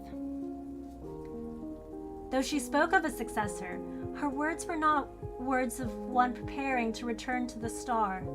Not yet, please. Not yet. Having attained the apex of their personal truth, no small number of his Xander colleagues had gone to their rest amidst the shower of praise and accolades. But the archivist felt no pressing desire to join them, rather the opposite. For there was but one purpose he considered worthy of fulfillment: to keep watch of this incandescent jewel walked her path, and bear witness as she arrived at its terminus. Vana stepped down from the seat of Azim to don the white robes of a neutral advisor. The man, meanwhile, stepped up to assume the role of the chief archivist. And so it was that when the final days were upon them, Enemesis Eander would serve as headquarters for Vana and her loyal followers.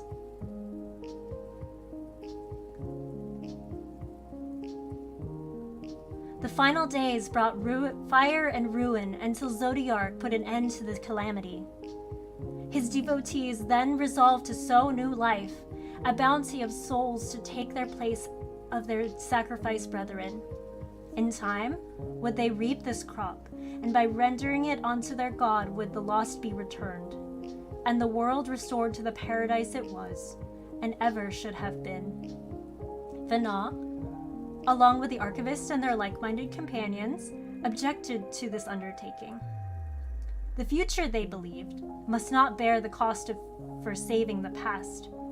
Only in accepting pain and loss, by learning from the mistakes of yesterday, could they greet the morrow. A power such as Zodiarch possessed was the anathema to the progress of man. Vinah's faction thus resolved to manifest an entity capable of shackling that power, to have any chance at defeating the nigh omnipotent Zodiarch. However, the sacrifice must be absolute. Not even their souls would remain. In the evening, after this consensus had been reached, the archivist approached his friend. "Vinah, please," he wavered. "Why must it be you?" Heidelin, as the entity would be known, required more than the collective souls to manifest. She needed a heart. Vinah was the obvious choice, though some believed that their leaders should be spared, to carry on the cause in the event their efforts ended in failure. But as Vinah explained her reasons, he knew that she would not be swayed. "Rest assured, however, I will not vanish from this world," she said. "The form I shall take, ever remain my choice." "Then I will press you no more. Only know this: you will be sorely missed." She stood before him in silence, and he knew he would never forget how the light caught the tears in her eyes she dared not let fall. "It is I who shall miss you." He had thought only of her sacrifice, and not of the pain of his own passing might cause. What is a candle to the sun? And yet, unable to find the words, the archivist retreated into ritual. He held out a crystal. As he had countless times before, upon which was stored the last chapter of cosmological wisdom Vinah had sought. Though she had spoken of its importance, he suspected she withheld the entire truth. Of her glimpse into the future, she had offered precious little.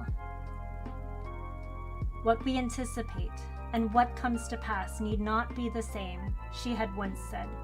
"'Tis the best we work towards the greatest good without foreknowledge which might cloud our judgment." The rounded gemstone, before life and revelation shaped her into so much more. "The change in you has been miraculous," he began, choosing his words carefully. "The change in myself, almost equally so. A small sample size, perhaps.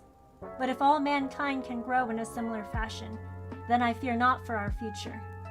Prove my theory, Vinah. Prove that it was worth the sacrifice." His challenge hung in the air between them for an age. Vinah sighed, a small smile playing about her lips as she accepted the crystal. The archivist grinned. "I regret only that I cannot see it through at your side. If you are to be her heart, then I would be her eyes. I would watch, unblinking, until the very end. If only." He would fade into oblivion, and that would be his end. But his challenge would endure. May it bring you joy and solace in the long road ahead. At journey's end, I pray you look upon our fellow man, and know they shall carry on in our stead.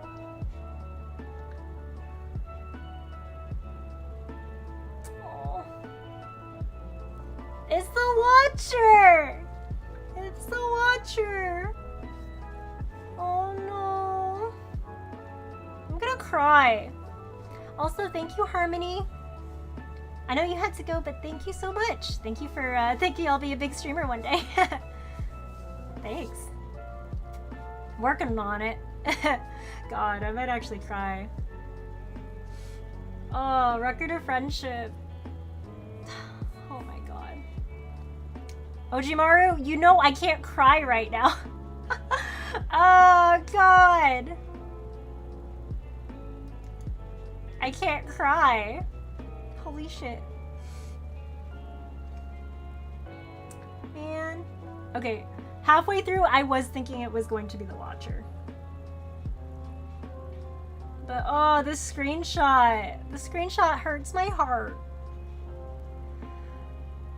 In the Pursuit of Knowledge is going to be the next story. If anybody is still following along, let's go ahead and hand over this this short story link.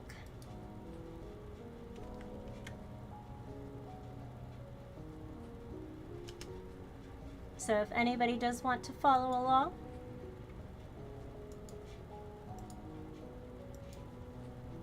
because I still cannot move this arm. I still can't move this arm. Alrighty. Okay, here we go. In Pursuit of Knowledge. If you assist us, then we will share with you all we know. So the letter ended, which his fellow gleaner had delivered to him in snow-swept Ishgard, as Erenville regarded the signature of the petitioner, Kryle Baldessian. He recalled the eclectic group that greeted him in Labyrinthos. What's your story? He was pondering the proposition in his lodgings when his link pearl rang. It was the guild's administration officer, who had launched into shocking news before Erenville had the chance to speak. There's to be a great exodus, an exodus from the very star. In frantic tones, the man relayed the details of the forum's announcements, the coming of the final days as foretold by Heidelin, and the means by which they might escape. The moon. I knew they were hiding something. As he struggled to take it all in, he felt vindicated by the revelation. Time is of the essence. Do what you must and return to Sharlayan at once. Despite his best efforts, it took Erenville 3 full days to return his animal charges to their natural habitats. Days during which he received unsettling reports of calamity and chaos in the Near East. Upon manifesting in the Sharlayan Aetheryte Plaza, he marched to the nearby Baldessian annex, where he found Kryle in the middle of a discussion with the receptionist. Tell me the details, he said, declaring himself and his purpose in one breath, as he thrust out the letter in front of him. Kryle stared at him, dumbstruck, but quickly gathered herself and obliged. And what a fantastic tale it was. The Scions of the Seventh Dawn had uncovered not only the true history of the star, but the cause of the final days. Now they sought to forestall them, that all might be saved. Erenville had always endeavored to cultivate a broader knowledge of the world, both for his work and for himself. He had, of course, heard about the Scions, the renowned champion not least of all. He had not, however, expected to send said champion on an errand to round up runaway marmots, nor to encounter her again shortly after in the form of a toad. So this is how adventurers amuse themselves. But to now be privy to the Scions' knowledge and their purpose, he couldn't help but feel the smallness of his own. Even with the limited scope of his experiences, there seemed to be no end to the star's mysteries. Kryle's dizzying account made it plain that he had not even scratched the surface. And it pained him to imagine all those secrets left behind, never to see the light of day. All those stories, forever untold. Tell me how I can help. The earnest plea tumbled from his mouth. Kryle's expression softened, and she proceeded to explain the role of the Scions would have the Gleaners Guildship play in the preparations of the maiden voyage of Charlene's first starship. Hold on. God. Alright, I gotta get comfortable. Sorry. The grand plan was swiftly set into motion. Employing their vast networks, Erenville and his fellow gleaners secured a large part of the manpower needed to enhance the vessel's aether burner. Those who answered the call assembled at Scholar's Harbor before transporting supplies to the central circuit. There, they labored under the Forum's watchful eye to complete the massive arc that would fly to the very edge of the universe. As the work entered its final stages, while the Loperit's hyperhopper was brought in, the specimens that had previously been loaded onto the ark needed to be removed. Aided by the staff of Labyrinthos and the members of the Ilsabard contingent, the gleaners tended to the arduous task, bearing the load after load from Thalmazin to the Archaeon. Archaeon? I think that's how it's said. They said it aloud, but I don't remember. Though Erenville was no stranger to heavy lifting, the sheer quantity of cargo soon left his muscles and joints aching in protest. He had delivered another crate to the lift and was vainly trying to stretch out the kinks in his back when a wary voice called out to him. "Pardon me, old boy." The young Elzin, clad in Ishgardian mail, and the gold trim of his collar marked him as a member of House Forton. The snark narrowed it down further. He was bickering with a pirate at the harbor like they were old lovers.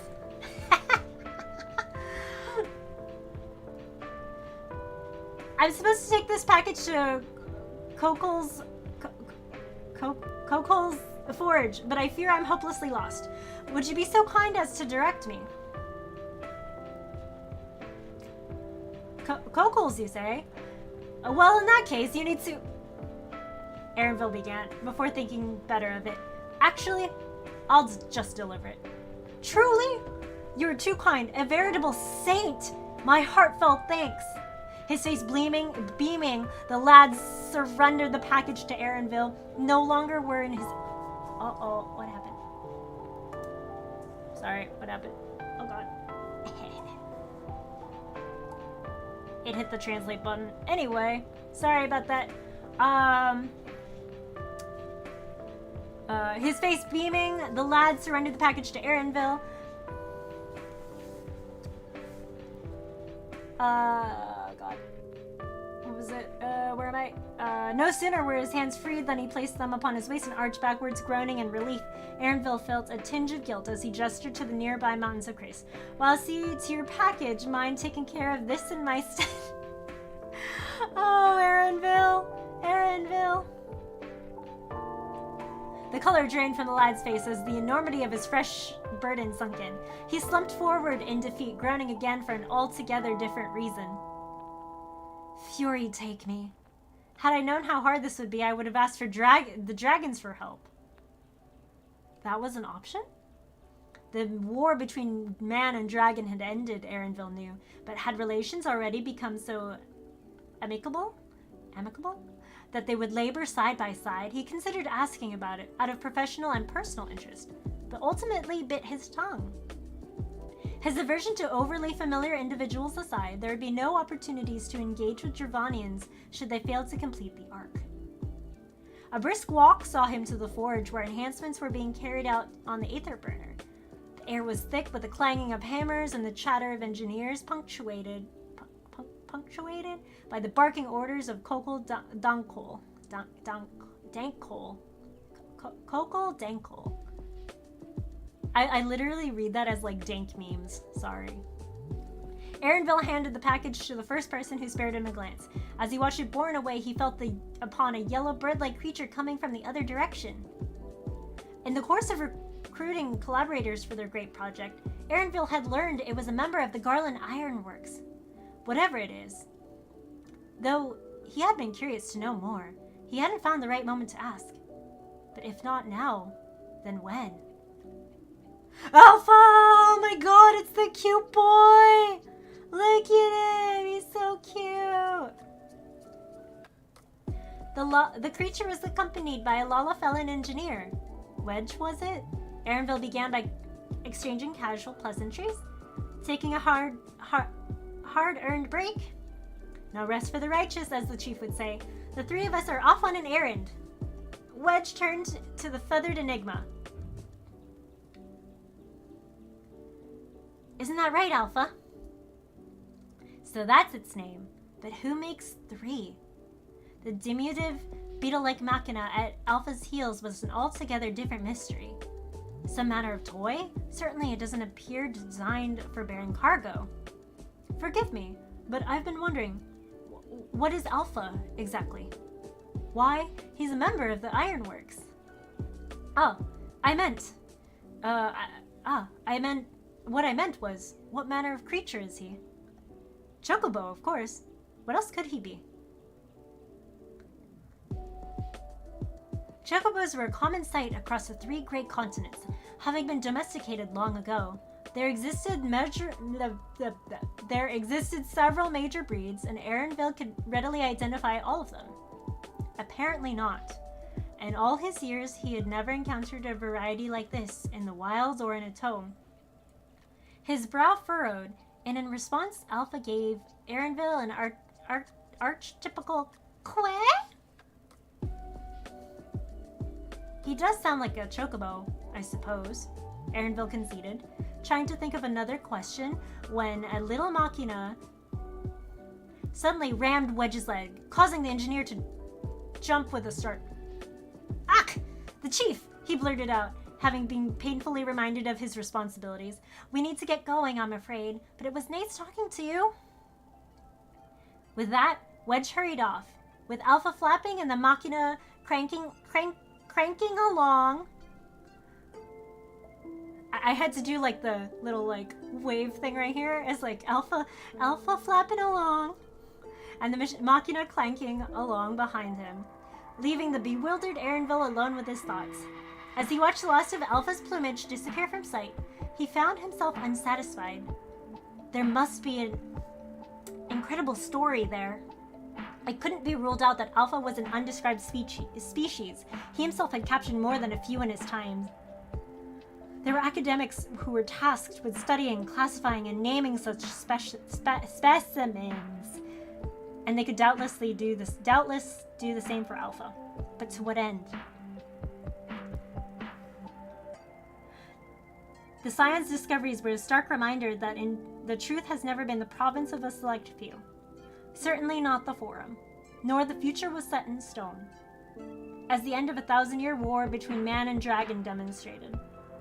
The elementary and obvious conclusions, perhaps, yet they conspired to make him wax philosophical.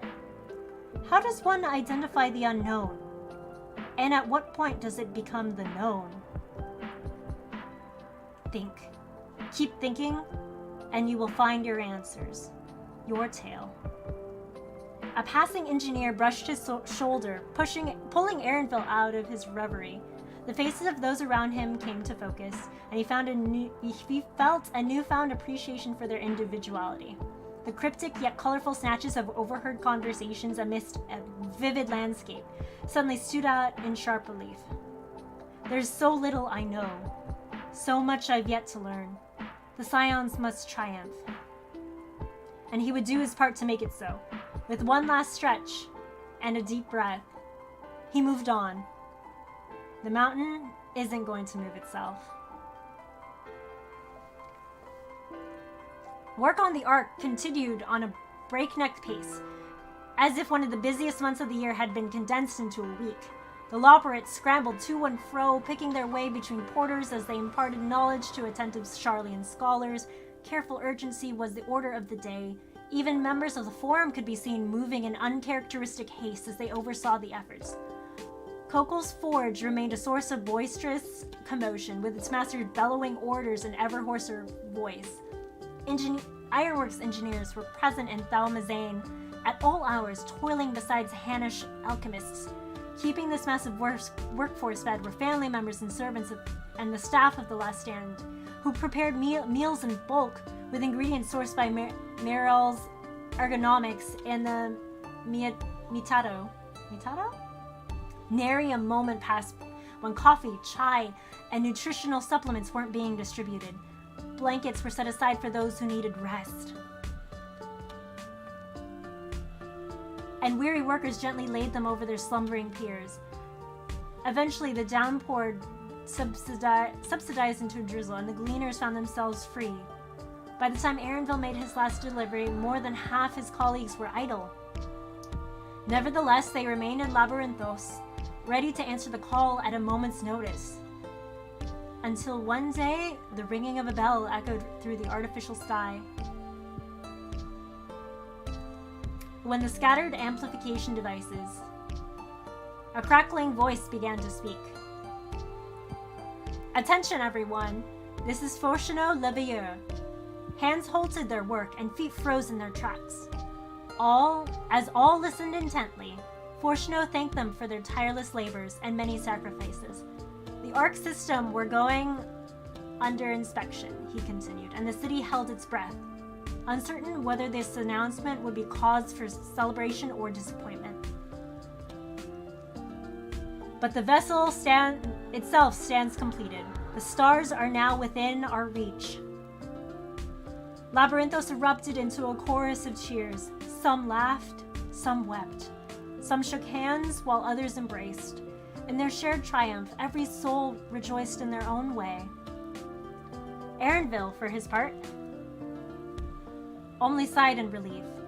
To some, he may have even appeared indifferent, but the warmth that filled his breast was no less invigorating. We did it. With all his heart, he prayed that their hopes would reach the distant stars and deliver their own onto the morrow. And sometimes, wishes come true. The final days came and went, and the peace returned to Charlian. On a morning much like any other, Aaronville approached the Baldessian annex.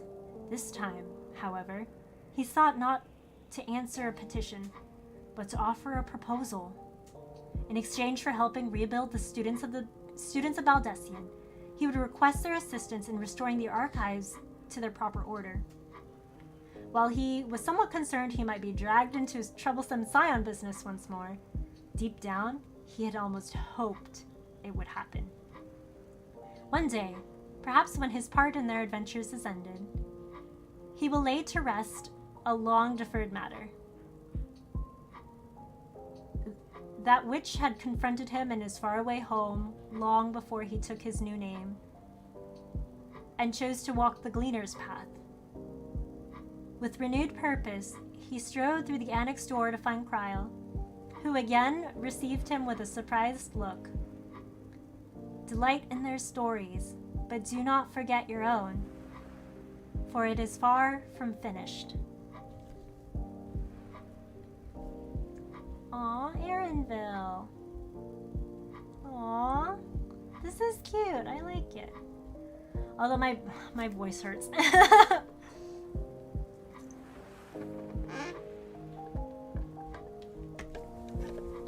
My voice hurts. So I think this is gonna be it for right now. I think this is... I'm afraid. I love how they dropped that backstory teaser nowhere. Give me more about Aaronville. Come on. What was his real name? He changed his name? Okay, so it's kind of drying. It's kind of drying. Oh. At least this part's kind of dry, like here in the back. Oh my god. Sorry, I think my reading comprehension is a little better with these short stories than in game. What do you think? Who's the next one about? I'm curious.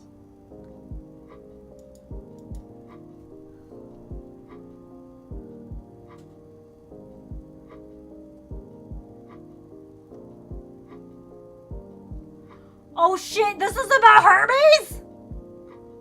Oh god. You mean to tell me this one's about Hermes?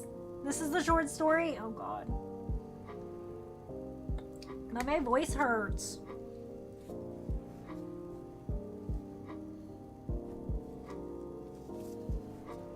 Okay, hold on. What's the last one about?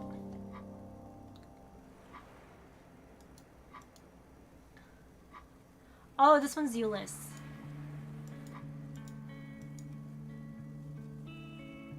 Can't stop now. Fuck! I was not anticipating to do a 2-hour stream here. Alrighty, hold on. Let me take this glove off. Yeah. Okay, so I think I'm able to take this glove off now. I think I can. Okay, hold on.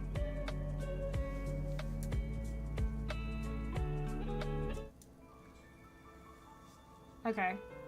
Yeah, I can take this glove off.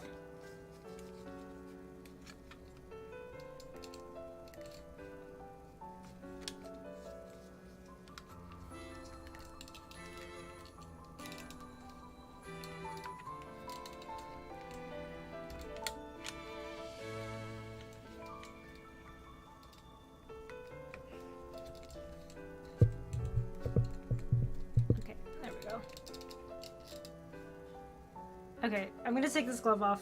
Just give me a second. God, this is the hardest part.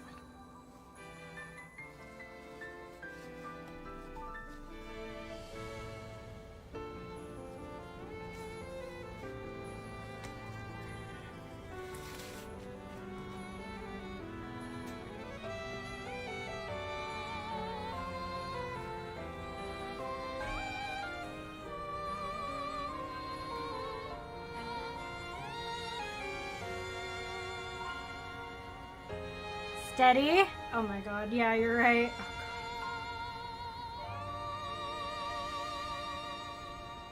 Ah.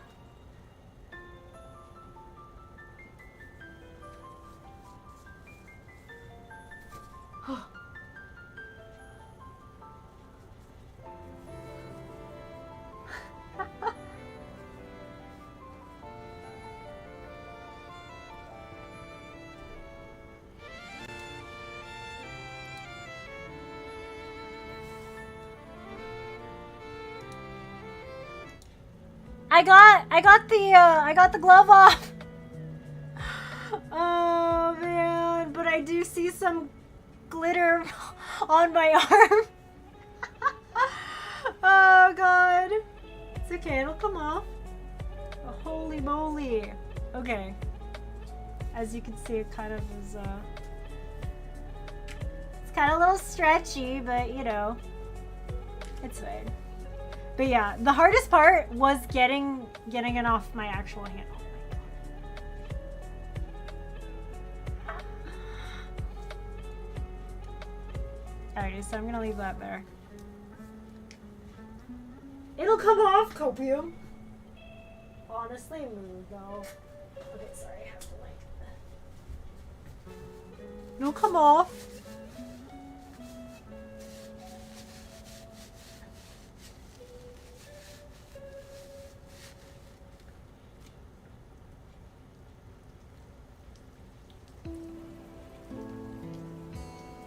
Come off. Alrighty, but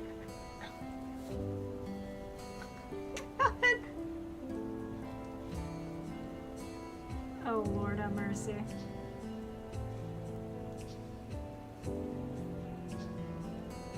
It's more on my back of my hand than anything. This will be fun to get off to get the paint off.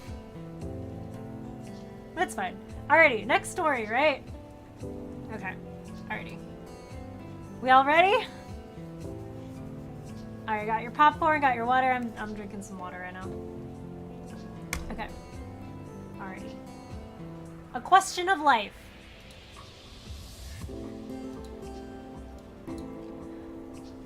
Few things in the world can be crueler than kind words, than the presumption of understanding.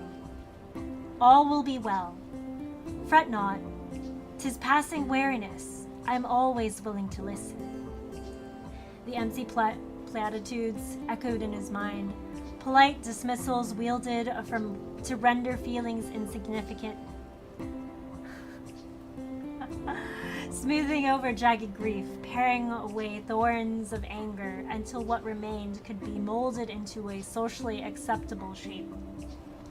Sometimes he would resist, bristling at sympathetic colleagues, claw at their consoling hands as they urged him to bury his demons. But they would only look down at him, pity plain in their eyes. Tell them what they want to hear. But this time... every time he was accepted once more, the sacred pretense of harmony restored. But this time, I'm surely beyond acceptance. Hermes stood at the primal artifice, high in the skies of Catesis Hyperborea. From the lower levels, an emergency announcement echoed faintly. Dangerous creations may be on the loose, droned in pre-recorded voice that the facility had been placed in a state of alert. A field of dampening magic hung over its dimensionally interconnected spaces, suppressing abilities of all present save for the authorized staff. Chaos at my whim. A hand greatly enlarged at his transformation. Hermes, wrong H. Hermes reached out to the facility's Aethernet. He commanded more enclosures be thrown open. Images etched into light confirmed the result. Specimens thus released would fall upon his pursuers, whose priority was not their well-being. In their haste, they would slaughter then subdue, and the blood of those innocent creatures would be on his hands.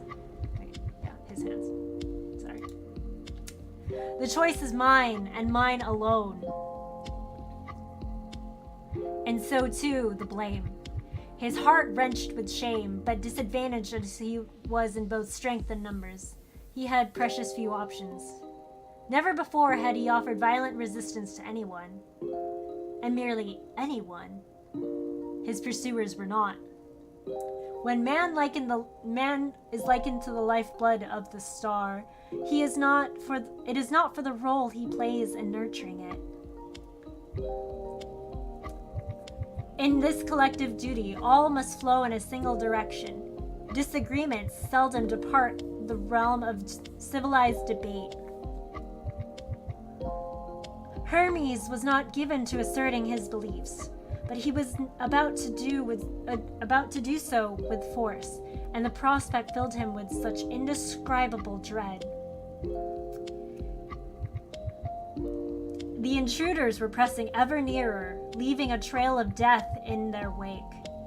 As he set free more hapless creations to bar their way, his thoughts drifted to one of them.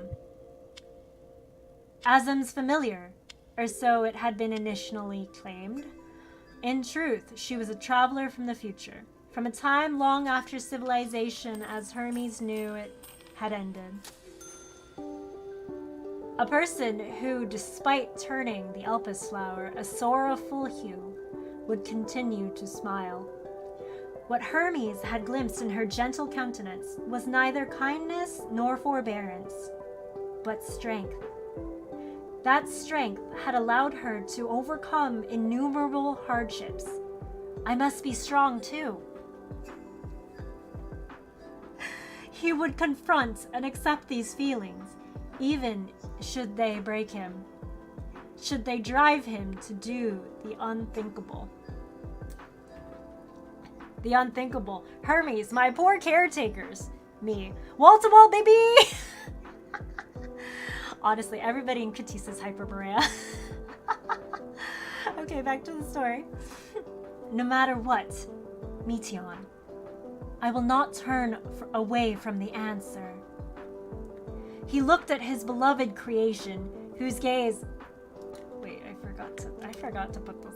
Like, sorry. I realized I forgot to put the short story link for people popping in. Okay, sorry. Where was I? He looked to his beloved creation, whose gaze took in everything and nothing, forever changed by the knowledge. He tried to take solace in the fact that she heeded his request to wait, which suggested her shared consciousness had stabilized. According to Meteon's report, there was little joy to be found in the distant stars. Assuming there were beings out there who could share what gave their lives meaning, he feared the answer would be too bitter for his fellow man to swallow. That is why he needed time. Time to come to terms with the truth alone, his thoughts unclouded by well-meaning debate or pragmatic concerns for the future implications. With a heavy heart, Hermes opened a high-clearance enclosure and released the fearsome Laden Lord in concept review. The creation was his last chance. If it failed to hold off his pursuers, he would have no choice but to confront them himself. There would be no justifying the crime, no turning back. So be it. Better to be seen as an aberration than to abide in the fiction of their sake, for their sake.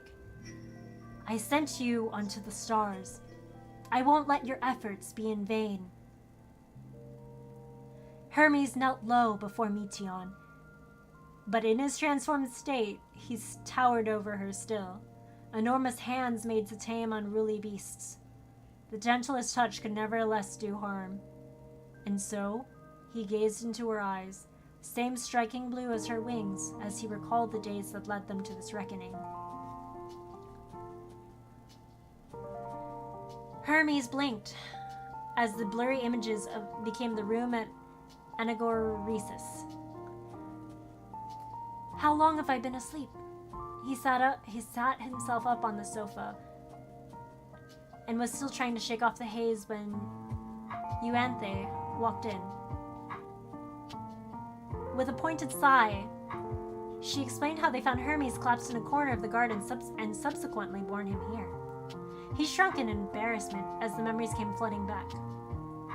Forgive me, I may have been neglecting to take adequate rest. It's just, I'm so close now, I almost have the concept. For many years had passed since Hermes first conceived the starfaring creation, an entelechy possessed of free will. Due to an utter lack of precedent, however, satisfying the design criteria was a challenge indeed. Drawing upon the power of Dynamis, it needed to be able to traverse the vast emptiness swiftly, and thence locate and communicate with other intelligent life forms. In pursuit of his vision, Hermes had experienced countless cycles of excitement and disappointment. But at long last, the solution had begun to take shape. Smiling wryly, Euanthe had held out a basket of fruit, a not-so-subtle reminder of life's necessities. Does that mean you finally managed to settle on an appearance? Hermes' hand halted halfway to the proffered basket. Unlike men who were expected to conform to established fashions, it was believed that other beings should look unique, add color to the star. Alas, while some, such as the incumbent La Habrea, the foremost authority in the field of phantom creation, could produce botucious, I can't read that, concepts at will, Hermes was at a constant loss. Consistently at a loss. Aesthetics were never my forte. Its form should be as simple as its nature is complex. Birds I know well, of course, and their attributes would suit the abilities it will have. But to facilitate communication with other sentient beings, it should also have the features of a man. That's all well and good for a guiding principle, but what about the details?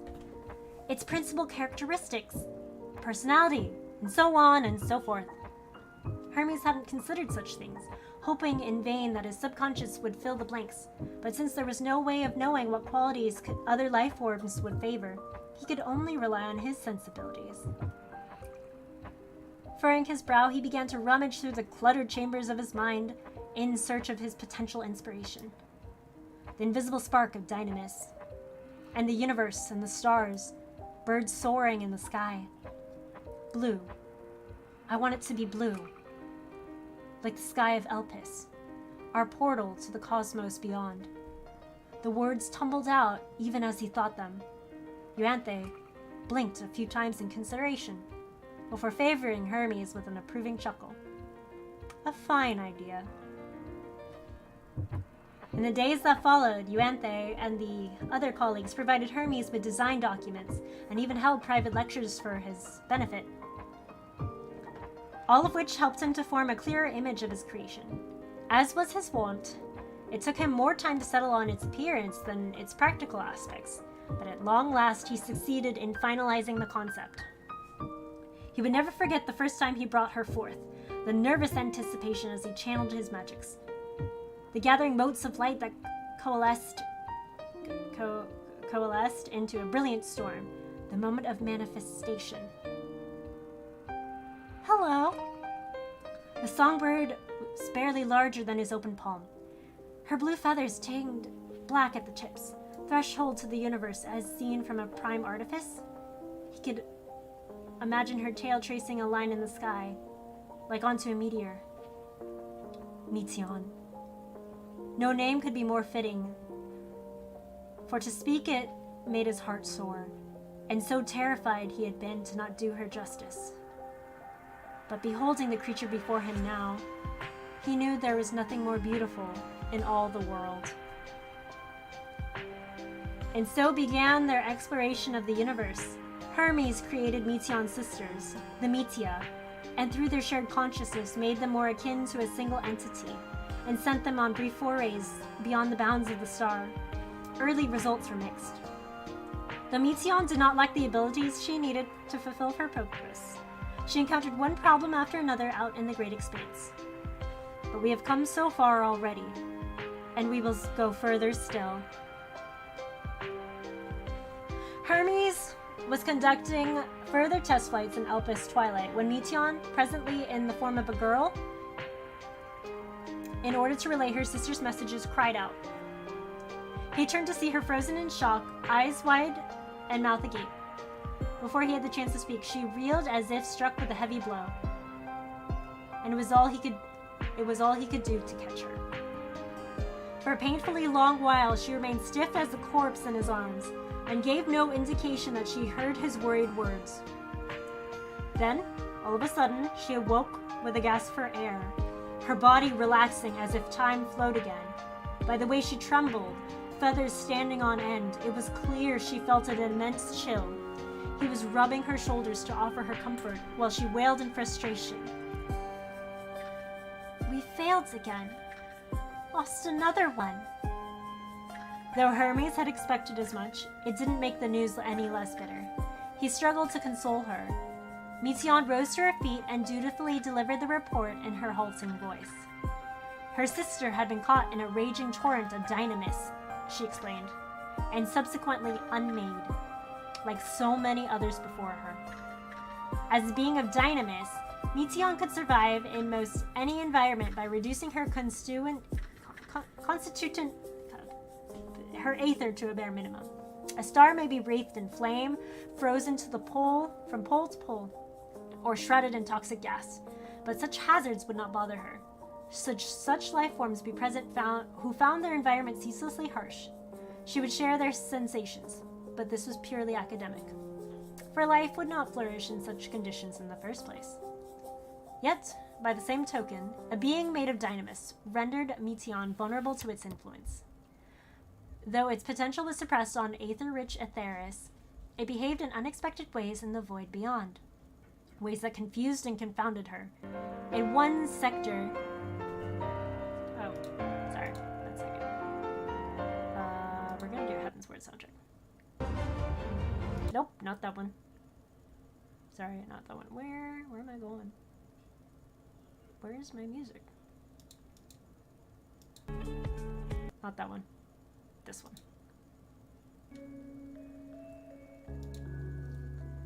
Okay, where were we? In one sector, there was a star that could manipulate dynamis. It was capable of harboring thoughts and feelings, if not in a manner man could comprehend. In another, dynamis raged as an endless tempest. At its heart lay a great pool of aether, unlike the ethereal sea. Intermingling with innumerable memories gave rise to the surrounding turbulence. In her search for intelligent life, Meteion relied on dynamis, and so, like moth to flame, she was liable to be drawn to which that could destroy her. But don't worry, we learn more every time. What places are bad, and we'll find stars with life. I'm sure of it. Despite her recent trauma, Meteion retained her enthusiasm. But Hermes' zone seemed to have deserted him. How many more of her sisters would be sacrificed to this cause? How many more times would he have to see her collapse, life driven from her body? Even if you suffer no lasting harm, I fear I do. Perhaps we will, and yet, he managed to say before falling silent, hanging his head in shame. He sighed and opened his eyes, only to see a pair of inquisitive blue eyes peering up at his own. Scolding himself for failing to control his emotions, he took a deep breath to regain composure, and felt a tiny hand on his head. Meteion was stroking his hair, the motions exaggerated and awkward. Have faith, Hermes. We'll get answers. Then everyone will be happy. You, me, everyone. The stroking continued for a good while before she withdrew her hand, leaving his dark hair an unkempt mess, and his soul somewhat comforted. Hermes looked at her and smiled. She returned the favor, giggling in her own endearing way. You're right, Meteion. We'll find the answers in the distant stars. Then we will bring change to our own. He rose to his feet to behold the star-speckled sky once more, with hope in his heart for the future. That hope did not last. One day, Meteion's shared consciousness became unstable. She and her sisters could not sustain their existence, and all dissipated with a burst. The resultant shockwave accidentally triggered Kairos, which erased several days of memories from those in the vicinity, including the visiting observers. He later learned the several enclosures had been opened in Ktisis Hyperborea, and many creations perished fighting amongst themselves. After delivering this report, his underling suggested that in his confusion, perhaps Hermes sought to free them. It seems like something you would do, Chief, the man had said with a pitying smile. Does it? Knowing that was the likely outcome, would I have been so reckless, so cruel? But it would not have been the first time. Hermes cursed himself for sending Meteion forth, for creating her, but for most of all daring to have doubts. Had he simply thought like everyone else? Had he made peace with his morality? He wouldn't have inflicted such pain upon himself and others. Tell yourself what you need to believe. And so they did not resent him. Instead, gifted him with their cruel acceptance. All will be well. Fret not. 'Tis but a few days of memories, and the creatures can always be remade. Utilitarian logic assailed him, but this time he offered no resistance. He internalized the lie and came to live as others did. When he was officially nominated for the Convocation of 14, he rose to the occasion and labored for the good of the star until the very end. To the moment, reality itself was sundered. Despite his desperate struggles, nary a mark remained, or so it seemed. Yet be it in the ancient past or distant future, the yearning for which he sacrificed so much would endure. The fire would rise in those who looked up to the heavens in defiance of oblivion, the desire to confront the answers which Meteion had journeyed, no matter how terrible the truth might be.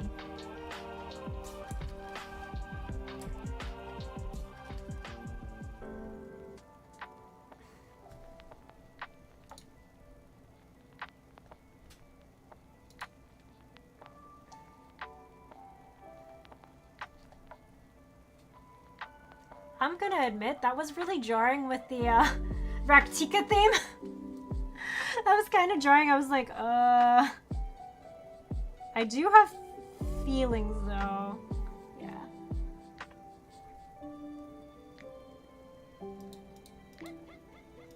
I got feels for that. I will say that.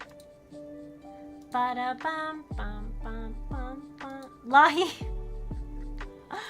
Oh man, Lahi.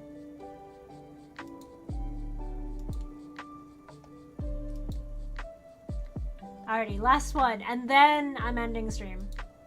Was not expecting to, stream for like 2.5 hours. Holy moly.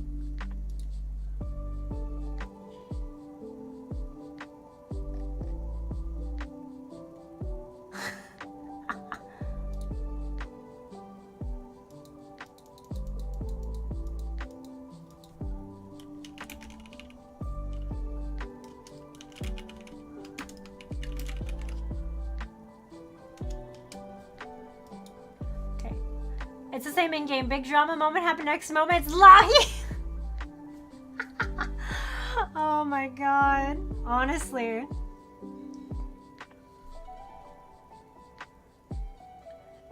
And then, like, you're in a dungeon or something, and, like, something serious happens, and then you go back and it's just like, oh, right, I'm here. Alrighty. Actually, I'm gonna skip to the next song because it's Endwalker related. Yeah, this one. There. I think I like this better. Okay. Question of death. His name is Eulis, not Julius. There's no I there. Alrighty. Question of death. Eulis awoke to near darkness. He was but one of many soldiers, young and old, lying in tertium.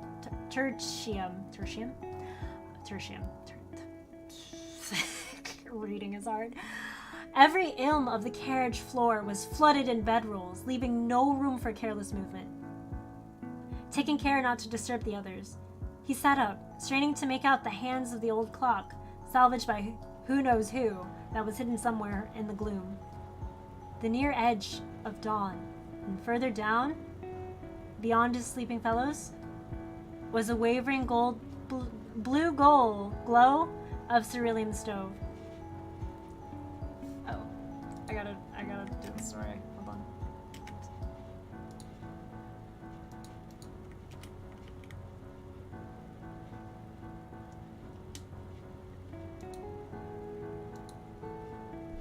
There we go. Okay. It is not the cold that roused him from his slumber. We're old friends now. Before accepting the Ilsebard contingent's proffered aid, his people had little material.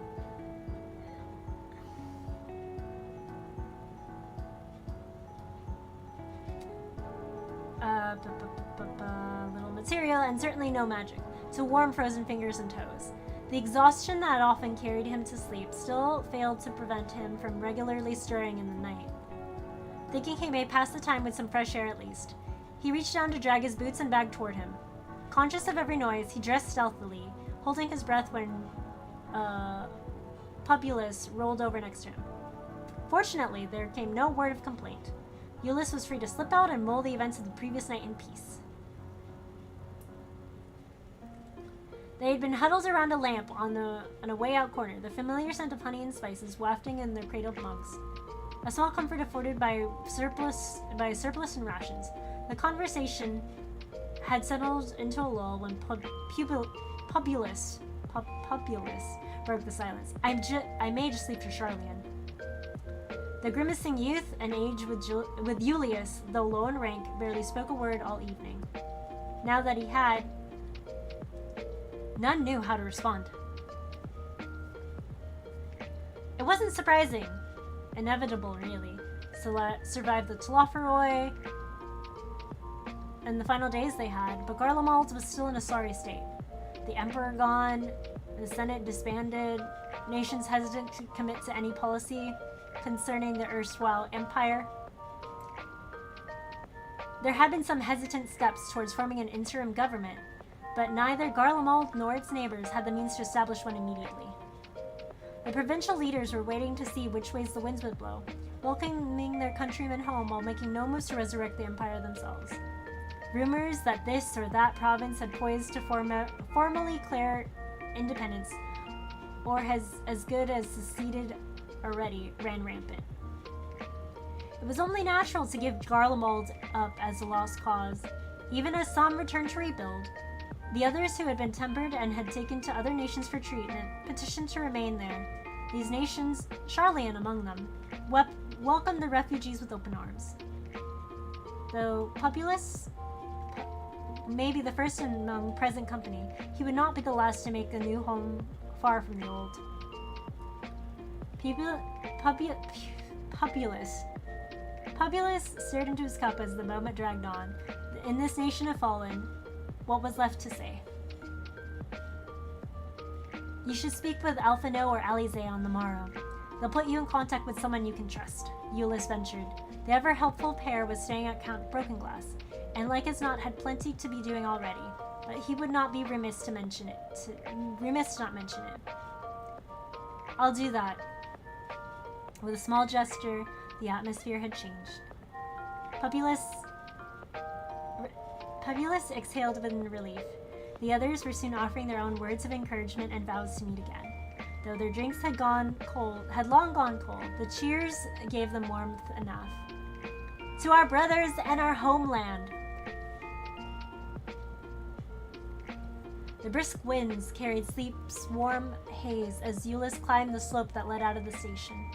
Beyond the shaft's angular portal, the weak morning light revealed the stark outline of his reality.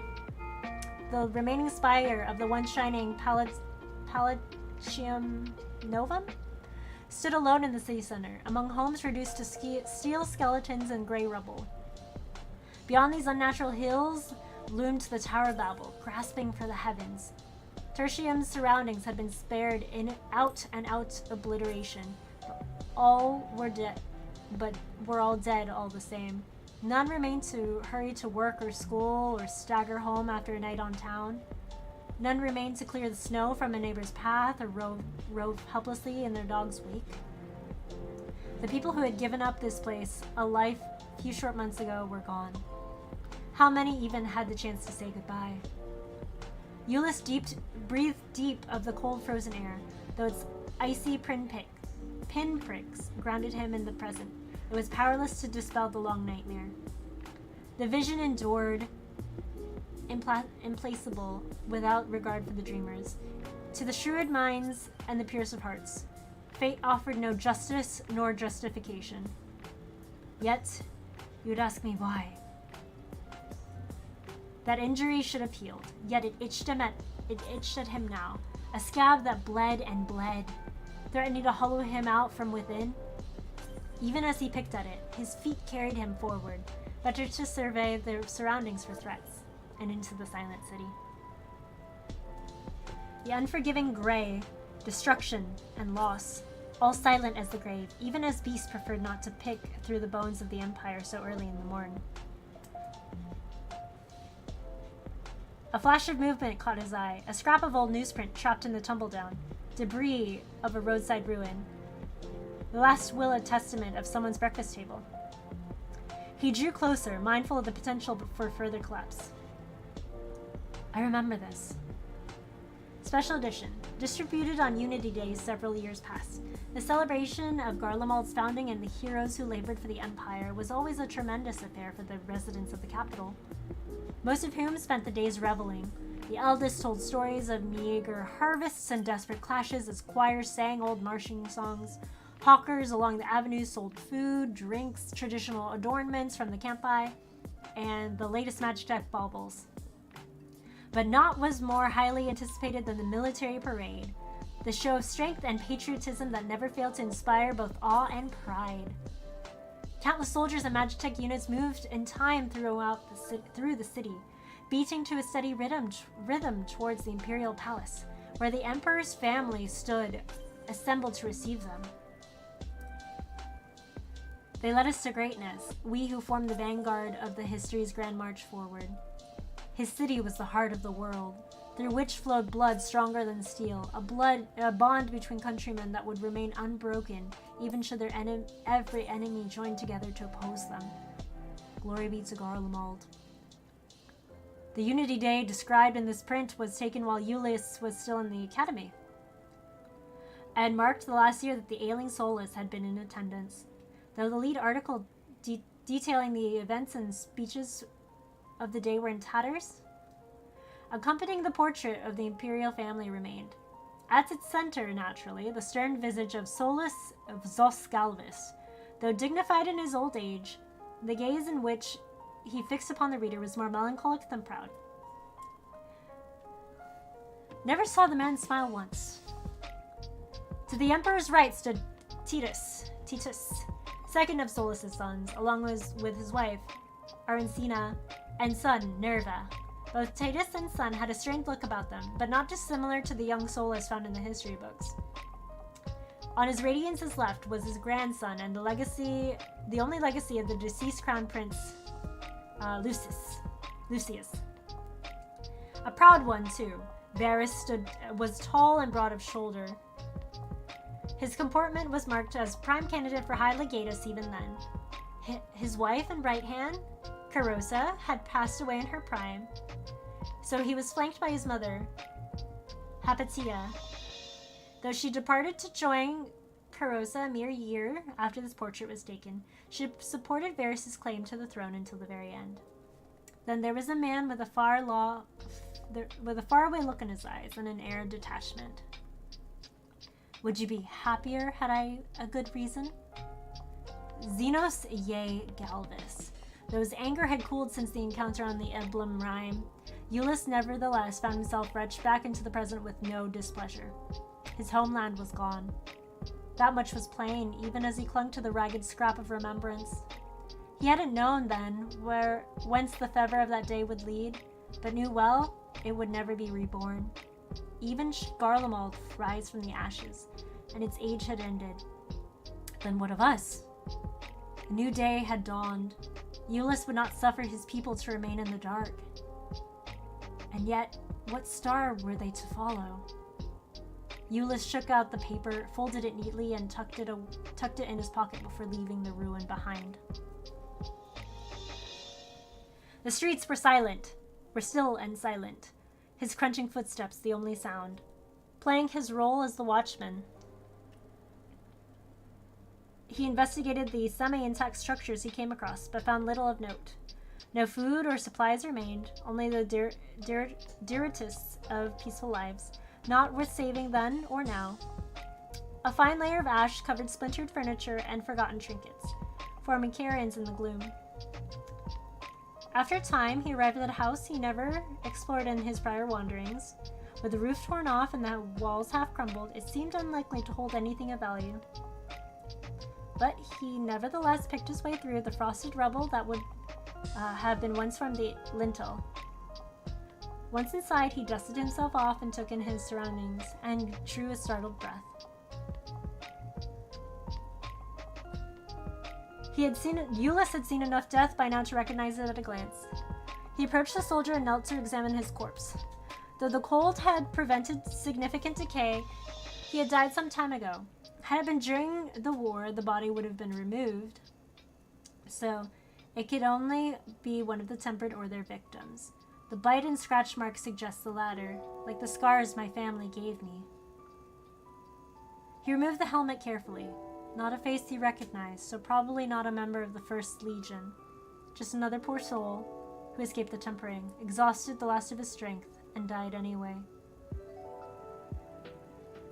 Eulis would offer no gods bound prayers as an Eorzean might, but nevertheless set the helmet aside to pay his respects. Though the sentiment rang hollow, he silently encouraged the deceased to find peace with his ancestors and watch over his kin.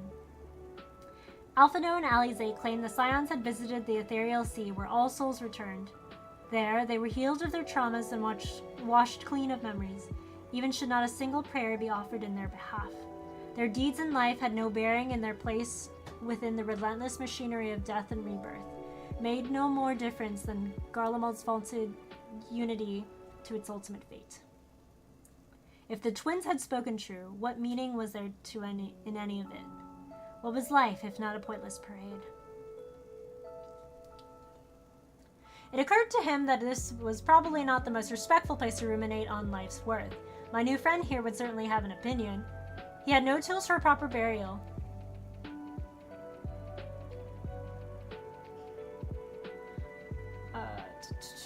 But if he could at least make note of the man's name. Alas, there was no identification to be found. Understandably not a priority for you at the time. His armaments were standard issue, provided no hint either, although...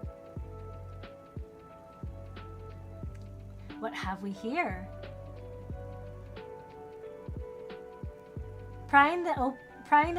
Gently prizing open the corpse fist revealed an empty case for the Magitech identification key.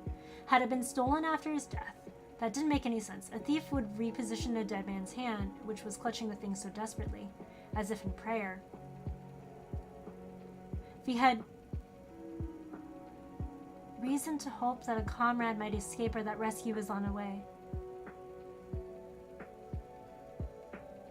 gave it away, Euless muttered as another memory surfaced. Wait! Wait! Wait! Wait! Wait! This is the soldier that gave us the matchstick key! In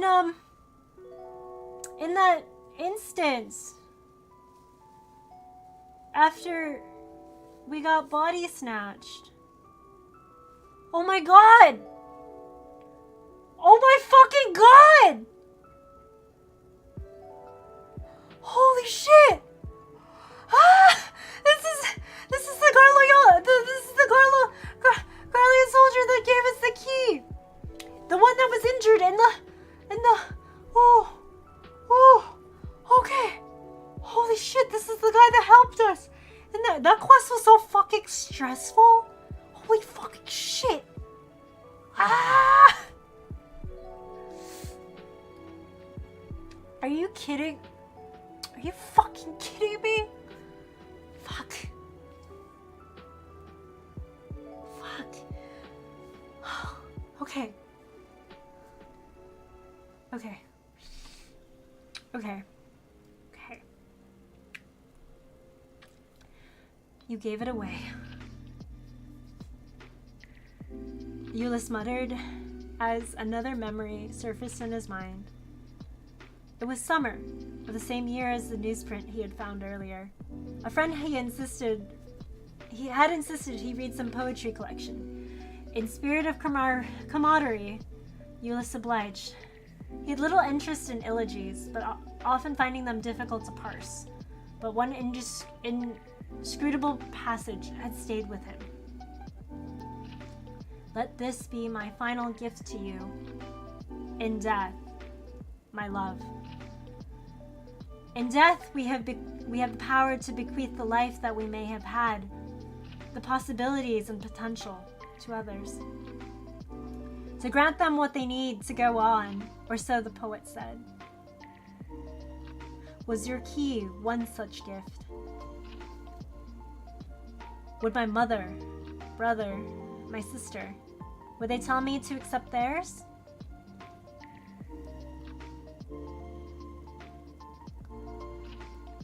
Lord Quintus with his suicide, my comrades who I had failed, and my countrymen gone without a word. Did you leave your lives, your love, to me?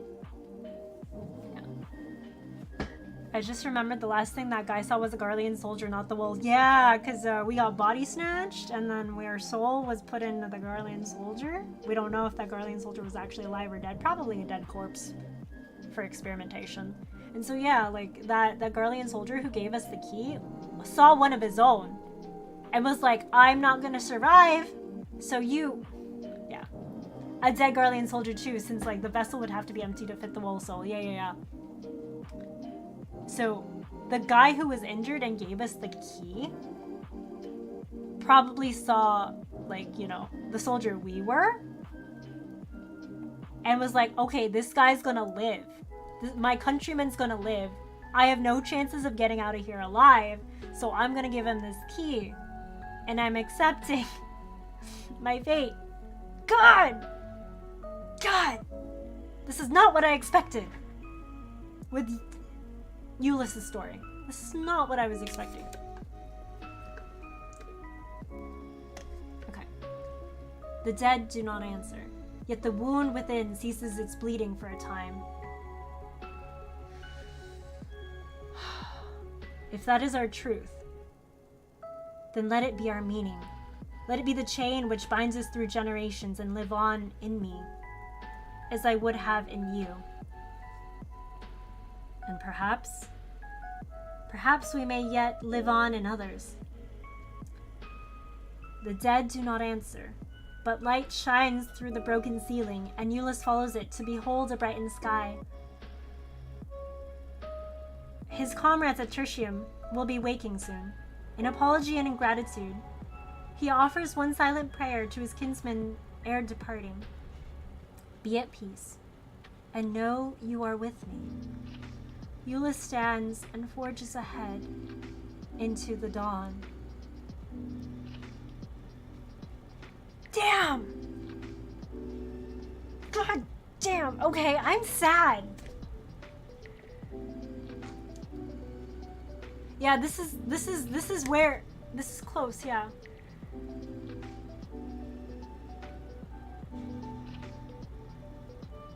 This is really sad. Yeah, this is very close to where you find that guy in the instance. So yeah, it's that soldier. The part about the live stream really caused me to pause. The implication that finding on the religions of Aetheris is profound. It's really interesting how they talk about like the afterlife through the form of like the live stream, the ethereal sea and stuff. It's really interesting. I do want them to expand on it more. I would like to know more actually. So if they expand it on any more short stories or side media, I would consume it. I would consume it. Yeah. God. Okay, I have feels. But this stream is over 3 hours. Excuse me. This stream is like 3 hours long. It's like 9 o'clock. I didn't plan. I didn't plan to like have a 3-hour stream, but here we are. I had fun, everybody. I hope you all had too. I hope you all had fun too. Man.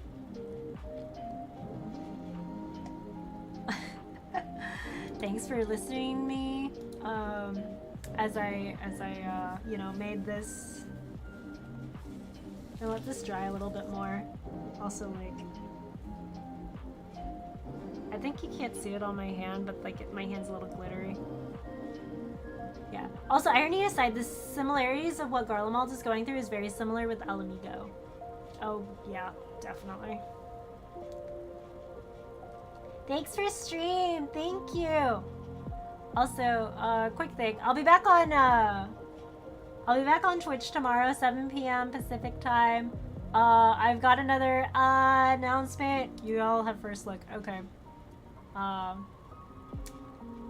I got another sponsorship from Stream Elements. Another Stream Elements sponsorship. This time it's HBO Max. And it's funny because like I've been consuming House of the Dragon lately, and for this sponsorship campaign, I have to like talk about like, oh hey, House of the Dragon is exclusively on HBO Max, so please look forward to that. Honestly, like, yeah, Ochimaru, for real. I'm just kind of sad that it's limited to like US participants. I wish it was global. Yeah, oh man. Yeah, I've been consuming like HBO Max. I was like, oh hey, I was in a mood to watch House of the Dragon like over the week. Is it only House of the Dragon? No! Like, okay, so one of the prompts that I have to talk about is House of the Dragon, but like I can talk about anything on like HBO Max. So yeah, I can promote other things on HBO Max, but like one of the things I have to talk about, like specifically say verbatim, is House of the Dragon is exclusively found on HBO Max. Something like that. It's one of those words for bait. But yeah, I can also like personalize it by talking about like other stuff I've watched on HBO Max. There's actually a pretty good anime section as well, so I'll be talking about that. So I'll be practicing that after stream as well. But yeah, the goal is to like get new signups. It's US based, unfortunately. I'm hoping that one of these days the sponsorship links can be international, because I want my international folks to participate too. God, please. Please. But yeah, I'll be working on some of the sponsorship stuff. Working on my graphics for it too, if there's any. Yeah, Soljians, thank you. It's a sponsorship campaign that's gonna last a couple weeks. But oh my god, wait, Soljians, yeah, I was working on the arm for the cosplay, so don't worry, I'm working on stuff. Yeah, thank you. So I'll be talking more about that on Twitch tomorrow as well. Yeah, I'm so excited. Dude, I'm so stoked. I'm so excited. That's also why I was like, oh hey, I'm gonna talk about it here on my YouTube stream. But yeah, yeah. So I'll see you all tomorrow on Twitch, 7 p.m. Pacific time. We're playing Xenosaga. I did level up. We're all like level 18, level 19 now. So hopefully that'll be it. Looking forward to seeing the final cosplay. Yeah, thank you. I also have to try on my Aerith cosplay soon, so that's also a thing I need to hit you up about, Slojians. Aerith will be easier to find like photo shoot locations than Crystal Exarch. But I'll hit you up on that. I'm saying this aloud on stream so that it holds me accountable. Because we all know. If I say it live, it holds me accountable. Oh my god, but yeah. It's 9:04, so I should call it. I'm actually kind of hungry, so I'm gonna go eat. But no redirect because I have no idea how YouTube redirects work. I still have no idea how it works. But more to come soon, promise. Thank you for hanging out with me. Thank you so much. Appreciate you. We'll have more. Oh shit, you have a... Okay, we'll talk about Aerith. Yeah, okay, I need to find a basket for Aerith. Alrighty. So yeah, before I delay any further, have a good night, everybody. Have a good day. Have a good morning. Please eat. Please drink water. Please hydrate. I adore you all. I'll see you all tomorrow. Bye.